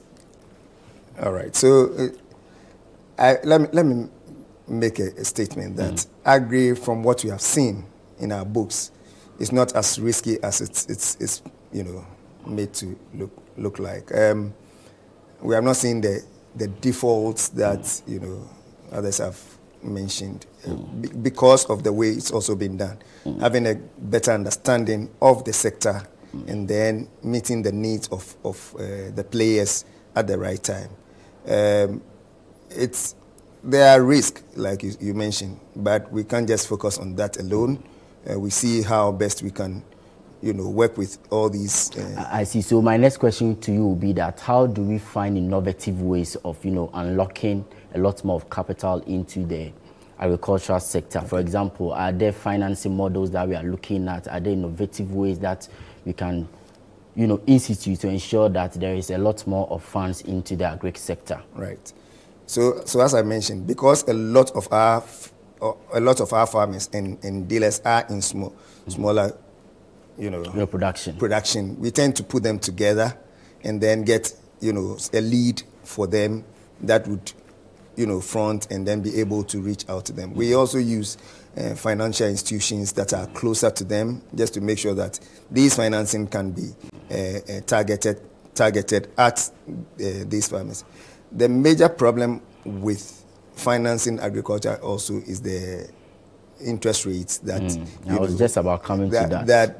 They would complain about, and we get into partnerships. We look at, like I mentioned earlier, guarantees that would help us to mitigate the risk and then be able to lend. If we are to lend to agri-businesses at the interest rates that are in the market, we would tend to. Are you able to talk about the issue of repayment challenges, for example? Are there challenges of that nature, and how do you deal with them? Largely, like I mentioned, we've not seen too many of those, and they may arise, like I mentioned earlier, based on the issues that arise on the market. Because once you produce, you have to sell to get back your money to pay the loan. Some of the instances have been a reduction on the world market price, a reduction of prices generally. We've seen the cedi become stronger, and so those who are exporting and expecting, certain amount would not come. And so we work with clients every time, and we are monitoring the situation. We get to them, make sure that we understand where they are going, and if there's the need for some restructuring, there's the need for some adjustment to allow them a bit of time. The bank also is able to do that. Working closely with the agribusiness actors in these times is critical, and that helps us to reduce our losses. And it's good you've mentioned the areas that banks look at when it comes to lending, but what about the person approaching you? What things might that person get right in order to get the financing he or she is looking for? I know documentation will be one of the major issues. It is the it's the number one. It's the number one issue, and we've always had challenges. And and agribusinesses, once they hit them the road, they are getting onto their farms. Their concentration is on what they are doing, out there, and so we don't tend to get the documentation as required. But that is where we also put in some trainings and measures to ensure that these can be reduced. Working with them. In fact, for us, we have even business advisors that we can call on to even support some of these agribusinesses in putting their books together, and that helps a lot. Also, the farmers or the agribusinesses would require some knowledge of the business they are doing, would require knowledge of marketing, and all these things are important. In fact, if you don't have the skill, you can buy it. You can get an agri-business person, you can get a marketing person, you can get a finance person to support the business, and all these would come in to help make the business, more appealing to the financial institutions. Do you know some interesting fact when it comes to lending from, financial institutions? A lot of people say that banks are very aggressive. They will say all the good things, but when it comes to repayments and you are facing challenges, they will not let you have your way. Why should anyone consider a financial institution as the best option when it comes to lending? You should be sharing the good news with them. That the environment is very friendly. It is friendly, and we also don't shy away to say that there are other forms of raising capital. It's not only the financial institution. So you can go into equity, sharing the business with someone who brings in some funds. You can look for grants and other things. And these are necessary at certain stages of the business. So it is not always right to get up and say that I'm starting a business and I need a loan.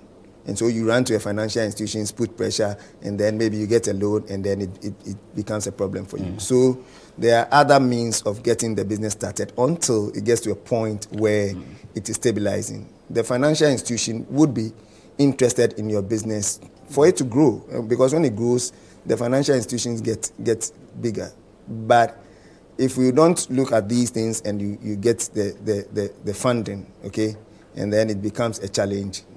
The financial institution is a good place to come when you are getting to, certain stage, a growth stage, where you need some working capital. Let's inject them. You've looked at your numbers. You realize that, if I'm able to produce at this level, at this price, and sell it, okay, able to produce and sell it at this price, I should be able to make enough margins to pay the loan and then to get something on the back of that. And that is where we are happy and willing to support the business. On that happy note and willingness to support the business, share with us any success story, any business that came to you for support that was able to turn around its fortunes in the agricultural sector.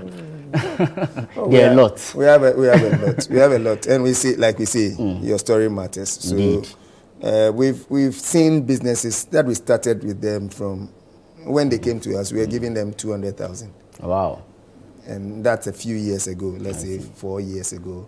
Now, so what's the minimum someone can get and the maximum? Let me finish that one. Now that same client that we gave 200,000, now we are giving about 8 million, 9 million to this. You can see the growth that has taken place over the years. So we have the stories, we have the people that we are building gradually. And like I said, if you get into a space of difficulty, the bank would put pressure on you to pay back, because the money doesn't belong to the bank. It belongs to, stakeholders who have contributed. But would also be willing to help you to go through that period.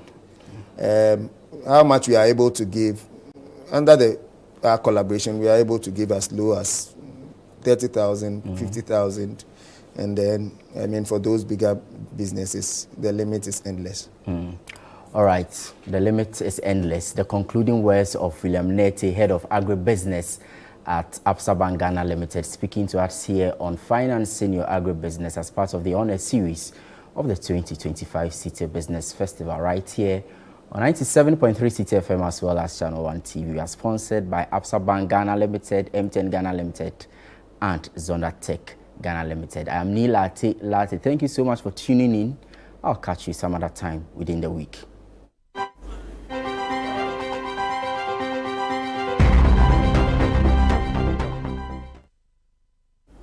And I'm sure you've picked a thing or two from William Nete on how best to finance your agri-business. Let's now bring you entertainment highlights. Hello and welcome to Entertainment Highlights on Breakfast Daily. My name is Nikomete Kome, and this is powered by GhanaWeekend.com. Now to our first highlight. The 2025 BET Awards, hosted by Kevin Hart, lived up to its billing as culture's biggest night, celebrating excellence across film, music, television, and sports. Kendrick Lamar was the evening's biggest winner, securing 4 awards including Album of the Year for GNX. SZA, Chris Brown, Doechii also took top honors in R&B and hip-hop. Rising stars like Leon Thomas and Blue Ivy Carter were spotlighted alongside legends Denzel Washington and Cynthia Erivo. In sports, Angel Reese and Jalen Hurts claimed top accolades. The event honored both legacy and next-gen brilliance.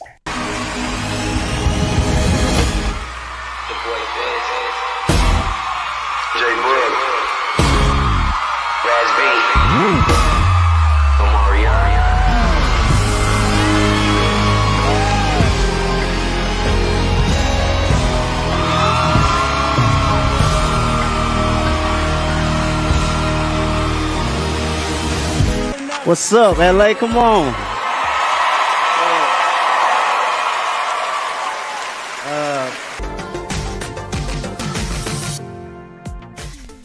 Now, still staying on a BET, Molly has made history as the first Ghanaian artist to perform at the BET Awards, taking the stage on June 9, 2025 at Los Angeles Peacock Theatre.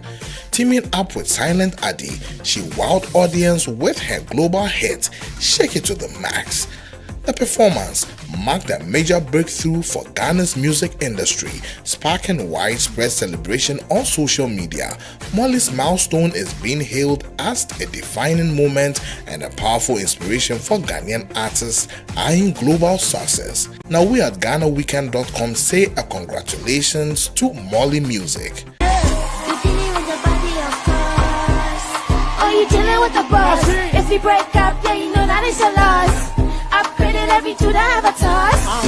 Sally want me back, you can't touch this. Baby, I already leveled up. You looking for love? Now let's move to our next highlight. Ghanaian reggae dancehall artist episode Born Theophilus Ni Adeotu has revealed he has never smoked or consumed alcohol, defying common stereotypes in the genre. Speaking on OKFM, the Avatar hitmaker credited his clean lifestyle to disciplined upbringing despite growing up near a ghetto. Episode emphasized the strong reggae music doesn't need intoxication, asserted that powerful lyrics come from clarity, not substances. Now let's move to our next highlight. Nigerian rapper Odumodu Black has revealed that Afrobeat sensation Rema donated 40 million naira to support his latest single, Pity This Boy.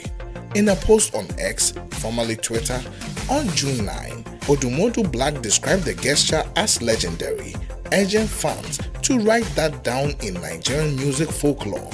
The financial backing is expected to significantly boost the track's reach as it continues to gain momentum on streaming platforms. This further solidifies the fact that for music to reach its full potential, big money is needed.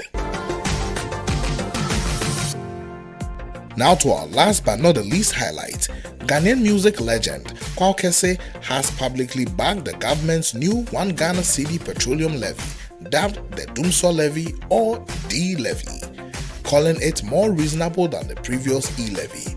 In an Instagram video posted on June 9, 2025, he cited the drop in fuel prices from 16 Ghana cedis to 12 Ghana cedis per litre as justification, urging Ghanaians to view the move as a step towards national development rather than a political issue.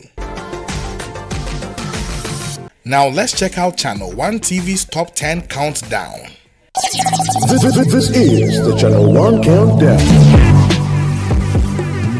Number 10.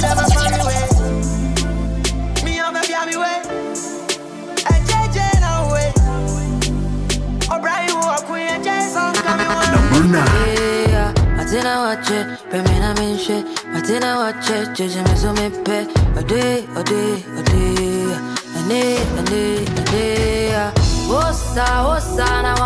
Number 8.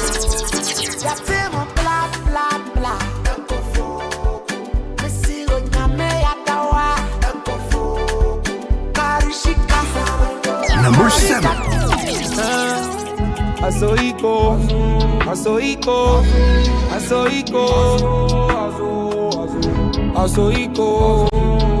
Number 6.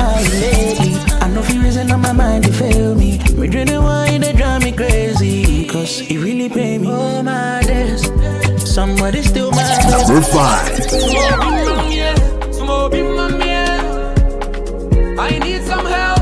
Put my head on fire, can't cool. My head on fire, can't cool. Number 4.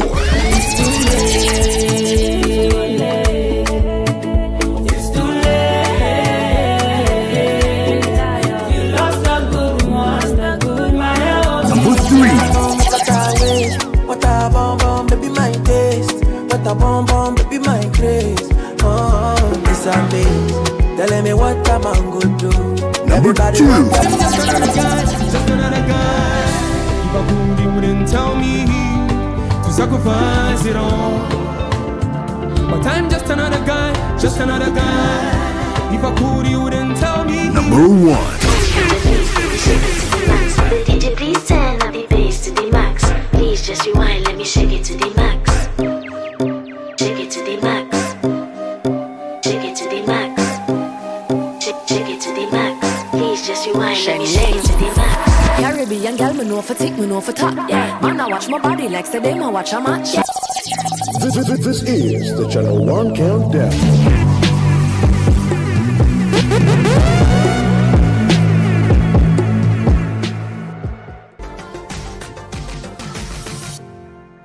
Now that will be it for entertainment highlights on Breakfast Daily, powered by GhanaWeekend.com. Stay with Ghana Weekend for more updates on your favorite celebrities, events, and everything pop culture in Ghana and beyond. Follow us on Facebook, Instagram, X, and TikTok at Ghana Weekend, and subscribe to our YouTube channel, Ghana Weekend TV.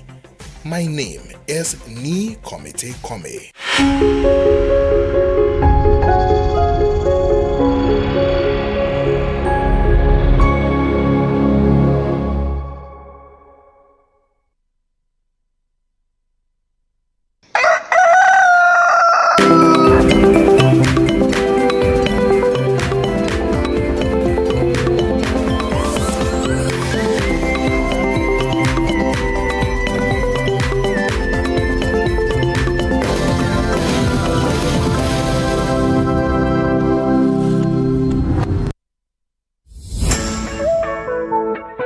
This June, the business wave is back and it's bigger than ever. The City Business Festival 2025 on City FM and Channel 1 TV, where it's all about business. This June, we will be celebrating Ghanaian businesses, re-examining our business modules and practices through our business fora, and sharing knowledge through our on-air business discussions. Make a business date with the on-air series every weekday at 9 a.m. on the City Breakfast Show on 97.3 City FM and 10 a.m. on Breakfast Daily on Channel 1 TV. From expert interviews to real-world insights to the tools you need to grow. Don't miss a single moment this June. It's the City Business Festival 2025, celebrating everything business. Only on City FM and Channel 1 TV. Your business, your future, your time is now. Stay tuned, stay inspired, and let's grow together. The City Business Festival 2025, celebrating everything business. The City Business Festival 2025 is powered by 97.3 City FM and Channel 1 TV, and it's proudly sponsored by Absa Bank, MTN Business, and Zonda Tech Ghana Limited.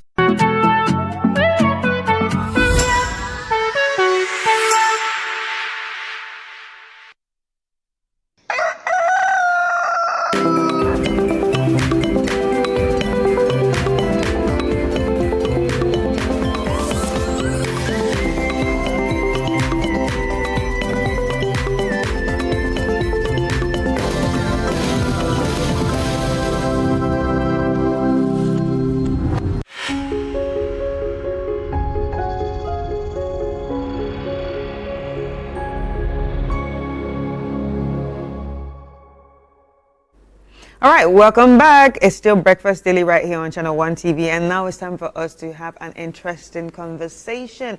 And this is around Father's Day. And you know, Father's Day is just in the corner, and you're wondering, what can I do for my father? What exciting thing can I do for my father and make him happy on that day? Well, we have Anthony Asamoah, who's the marketing manager of Accra Mall, right here with us, about to tell us something that you can actually do for your father. Hi, Anthony.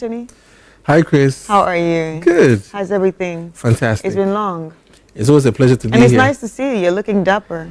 Thank you. I think that's a compliment. You look beautiful. Thank you. As always. As always. As always. All right, Anthony. So, how's everything going with Accra Mall, though? I must say Accra Mall has grown over the years. And now we have exciting retailers. We have Melcom now. We have Decathlon. Maestro has been there, but they've expanded now. We have Enzo, Celio, Paris 2, Maidan, Centopia. I mean, name it. Yeah. I'm sorry if I can't mention all of them, but there's a lot going right now. Yeah. It's been a journey. In terms of retail, Accra Mall has come a very long way. I'll say Accra Mall is like the pioneer of all the malls, and we're still, keep our heads above waters. We don't want to be too complacent. We try as much as possible to always stay afloat. Right. That's nice to hear. Now, Father's Day is in the corner. What does Accra Mall have for us? I must say, in a couple of years past, we've celebrated mothers a lot, right? And fathers. Is that a bad thing? No, it's not a bad thing. I know mothers do a lot for children and for us, but it's also high time that we celebrate fathers in a very grand style. Accra Mall has put together a campaign called the VIP Dad. So what is the VIP Dad? Once you walk into Accra Mall, you don't have to purchase anything. We have a promotional area at the entrance too. Just walk into the promotional area. We have some promoters, beautiful promoters. They're going to show you what to do. You can either fill a slip or scan a QR code and sign up your dad for the VIP Dad. Some of the questions are basically more of what has your dad done for you in the past few years that you can't seem to forget. Dads do a lot, but we don't recognize them. But this time, Accra was like pushing a lot of funds into dad, and we want dads to be happy. Right. Dads deserve it. Is this the first time that you're actually doing something for dads? No, this is not the first time, but this time we took it to a different level, where dads get to win like a lot of freebies. They get to win perfumes, shirts. Oh, perfumes. I'm getting Centopia. No, Paris 2 actually. Okay, all right. Paris 2 actually. Okay. They have very beautiful perfumes. Right. Perfumes, shirts, club tees, like name it. So many things, so like shopping vouchers and everything. All right. So shopping vouchers from Melcom. Okay. Yeah. So Melcom is also giving out like some beautiful shopping vouchers, very huge shopping vouchers. Right. We can't wait to see the dads, excited. And the whole, it's going to be a whole day experience. So dads are going to come through to Accra Mall on the 15th, which is the Father's Day. That's Sunday. Yeah, that's Sunday. So once they come through, we're going to take them through the mall, take them to different shops, give them a wonderful experience, and we top it up with a dinner for them with their families. On that day? Yes, at Little Paris. This is a new restaurant that we have. Wow. So you mean as a dad, where you just coming to the place and then you are part of the raffle draw or something? So it's more of children signing up their dads. Okay. So it's more of what your dad has done for you in the past that you cannot seem to forget, and you feel like it's something that is worth, celebrating. So you sign up your dad for the VIP Dad campaign. So once your dad is selected, you don't have to spend anything in the mall. You just come, celebrate your dad, write something beautiful about your dad. You get, your dad can be one of the dads selected for the VIP How many dads are you going to choose? We are choosing 3 dads. 3 dads. Three amazing dads. So it's those 3 dads that are going to have that experience. They're going to have that experience in the mall. Okay. So they're going to go through almost every shop in the mall. Then the beautiful part is that they get to enjoy a night of jazz and a beautiful dinner night with their families. Everything happens. It's a very sensitive part for us because people overlook some of the things that our dads do for us, and this time we want to really invest in the whole Happy Father's Day season, right? So that dads also feel part of the family. Well, that's nice. That's nice. At least you're doing your own best to erase toxic masculinity too. Right. So that's good. Right. Now, so if I just heard you say Melcom is also going to be giving out vouchers. So what should fathers expect or shoppers expect when they get into Melcom? So the thing is that they're also giving out freebies for Father's Day. So since it's Father's Day, they're giving us some nice, little gifts and all of that, just to also make the whole day an experience for dads, right? I know we say every meal is a dad, right? But we are more of having a child and being part of the child's life, because before you can be part of the VIP Dad is a ward that can sign you up. So that means any ward of any age, from 18 and above. 18 and above. Oh, so nobody under age. No. Maybe if there's a kid watching right now and is like, Daddy, I want you to go. Yeah, you know what the child can do? They can probably tell their moms to sign up their dads. Okay, so moms can actually sign up dads. Of course. Of course, because some of the children are are little, they are below the age of 18, which is, statutory is recognized as an adult in the country. So if you feel like, you're 15 or 16, but your dad is part of your life, you can let mommy sign up daddy. Wow. Yeah, daddy also deserves some fun. So exciting times. I like it. Exciting times. It's nice to actually remember fathers, because I remember I was talking to a brand owner, and we're talking about promos that we're supposed to do. I was working on some promo with them, and I was like, anything for Father's Day? I was like, no, nobody really thinks about Father's Day. Nobody really thinks about Father's Day. So it's actually nice to see. It's sometimes it's worrying, like fathers pay the school fees, the bills, the vehicles that the children ride in, mommy rides in, daddies, have to take it to the mechanics. Like, we do so much, but sometimes it's overlooked because, mommy. Are you a daddy? Yes, I am. Yeah. How does it feel when it's always, the other gender being celebrated? Well, my children are close to me. Okay. For some reason, because I spend a lot of time with them. On weekends we go out. I try as much as possible to find time and create the time, because if not, every other thing will be more important than the family. But as they are growing up, they should be part of your life, and that's how come they tend to love you, and they recognize that, oh, daddy's always around. But when mommy's always doing everything, it's more like, oh, okay, so mommy, everything, they run to mommy. But you also have to be part of their life, and you have to let them know that you are the one actually doing the stuff, so that they get to appreciate you as a human being and as their father. Wow.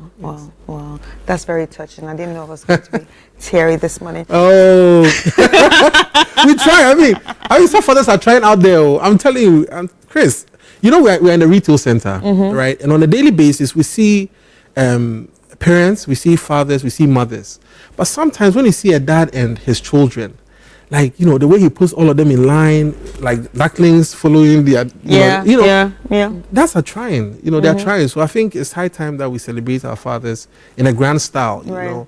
I mean, if you're a mother, if you're a daughter, a son, and you're of age, and your dad is still alive, try as much as possible to get something for them. Buy something for them. If you can even afford a car, buy for them. If you can afford it, buy for them. Let them feel like, yes, they did something right with their life. Because when all is said and done, you go back home as a father. Let's celebrate them. Now, let's talk about Malcolm. Malcolm is also part of this whole thing with you. So they're even supposed to have like a rep here, but, due to some circumstances that, has held them back, they are not here. Now, why was it important for you to say, okay, let's do this? Malcolm, jump onto this with us. Okay, so I'll say this. Malcolm joined Accra Mall somewhere December 2024, just last year, just before Christmas. So they are fairly new, and this is one of the ways that we are using to promote the brand. Not in the whole country, but in Accra Mall. Because already Malcolm is very, very popular. They've been in existence for about 20 years. But in Accra Mall, we want to promote them hard. We want to make sure that like everybody knows the brand, and the brand is also part of the Accra Mall family. That's why we're partnering with them. And it's only Malcolm. We are partnering with Celio. Celio does men's clothes. Maestro is a very high-end shop, and they have like brands such as Hugo Boss, Emporio Armani, Karl Lagerfeld, and all the luxurious brands.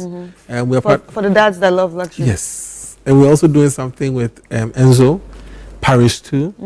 Say Cheers. You remember Say Cheers? Yes, they're still Say there. Cheers is also doing something for fathers. They're also giving out some drinks for fathers, and we're also doing a wine tasting ceremony on Father's Day in Say Cheers shop. And that one is free? Oh yeah. Just walk in and then taste the new wine. Have the experience. Just walk in, come through. They have a wide range of wines and spirits. So whatever you want to try, you can. Wow. Yes. Well, that's interesting. It's actually nice that you... Accra Mall is Accra Mall. Yeah, Accra Mall is Accra Mall. Yeah, Accra Mall is Accra Mall, I'm telling you. But what's the future of Accra Mall? Is there anything that we should expect apart from this Father's Day program? Okay, so Accra Mall, we upgraded last year. I know you've heard about the Good Park. So yes. I skate there. Wow. I skate. I tried once. Where's the my life? Fell. But hey, yes. So Accra Mall has upgraded. Nobody expected Good Park to come, and I think last Christmas we did quite a number of events at the Good Park, and we are looking forward to expanding. How soon?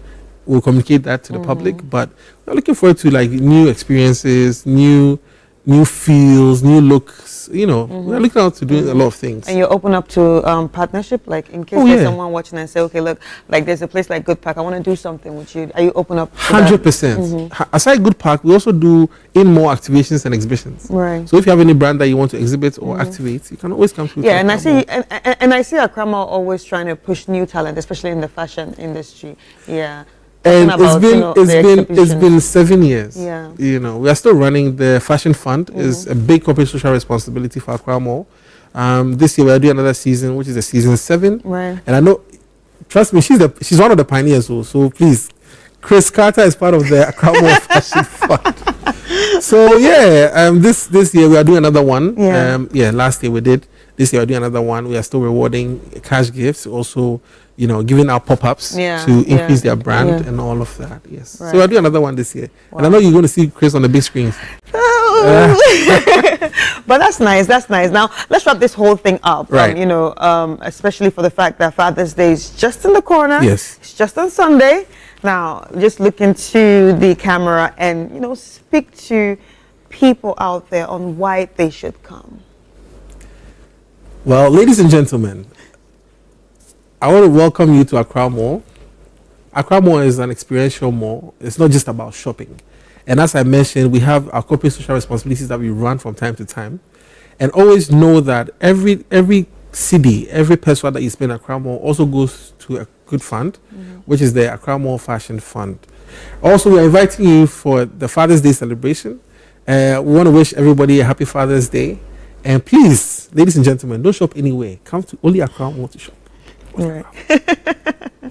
All right, thank you so much, Anthony. Ladies and gentlemen, you've heard it from Anthony Asamoah, who is actually the marketing manager at Accra Mall. It's all about the Father's Day VIP Dad campaign. So VIP Dad campaign. Yeah, so the Father's Day VIP Dad campaign. Right. All you need to do is take your dad there on Sunday, or take your husband, like a dad, there, or your boyfriend, that's a dad. As long as it's a dad, just carry the person there, and then you can get to win exciting prizes. You know, have experience of the place, the new shops, and all that. It's all happening this Sunday, so please don't miss out on that. Is there any like particular time that it starts? From 12 noon. From 12 noon, because it's Sunday. Yes, it's Sunday. So by that time, everybody has closed from church. We are winding down. We are coming into Accra Mall. Right. Okay. Wow. So please. Oh, I like what I see on the screen. Actually. Yes. Yeah. So that is the. Oh, so there's a place set up for them to take pictures. Yes. So we have a whole setup. It looks like a TV form. Yeah. So we designed it in a TV form, and you know how dads love their football, their car racing, like sports and everything. They watch it on television. So we designed a specimen like a TV, and we put a whole, a throne inside the TV, which represents a VIP dad. Right, so, right. It will be interesting. I'll pass by, but it's so sad that I might not get to win anything. But I'm going to drag Philip. You know, I'll drag Philip. We can't wait to see Philip. Yes, in Accra Mall on Sunday. Yeah. We want to see all the big men and their children come through to Accra Mall. We can't wait. Yeah. We can't All right. Thank you so much, Anthony. It was really nice having this you. conversation with you. Ladies and gentlemen, we'll take a quick break, and when we come back, we would continue with what's left of the program.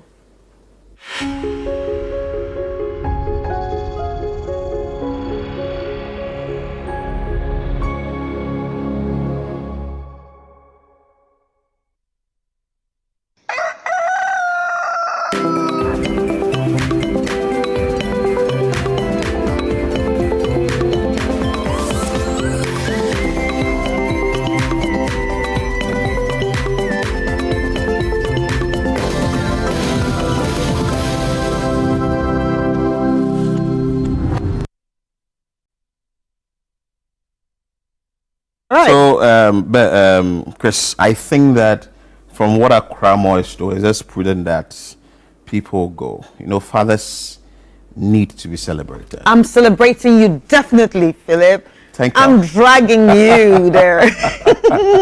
But we have some birthday messages before we wrap up the show. Today is the birthday of Nilante Vanderpoy. Edwin Nilante Vanderpoy is the coordinator for DRIP.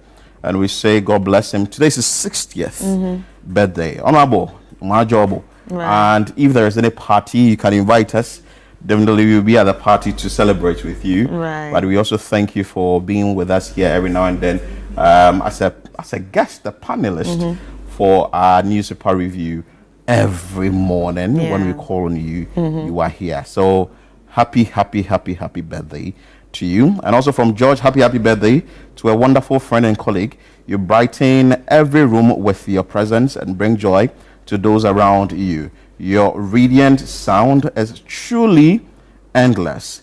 Keep shining and growing from strength to strength. May God bless you abundantly and fulfill all the desires of your heart. Happy birthday, Jane. Yeah, that's like Jane in-house. Oh yeah, Jane in-house. Jane in-house. Happy birthday, Jane. And Happy today birthday. is Susu Graham's birthday. Yeah. As always on the City Breakfast Show on 97.3 FM, giving us the trends and also the tech news and all that at 8 a.m. Make sure that you grab or you listen to that segment on the City Breakfast Show, and it's also part of the sports desk. Yeah. So that's it. That's all we have for today's show, and we hope you enjoyed yourself like we enjoyed ourselves. But remember, we're going to be back tomorrow right here on Channel 1 TV at the same time, 7 a.m. So do well to tune in right here on Channel 1 TV. It's time for us to go. My name is Chris Carter. And I am Philip Nihlate. Many thanks for your time and keep watching Channel 1 TV.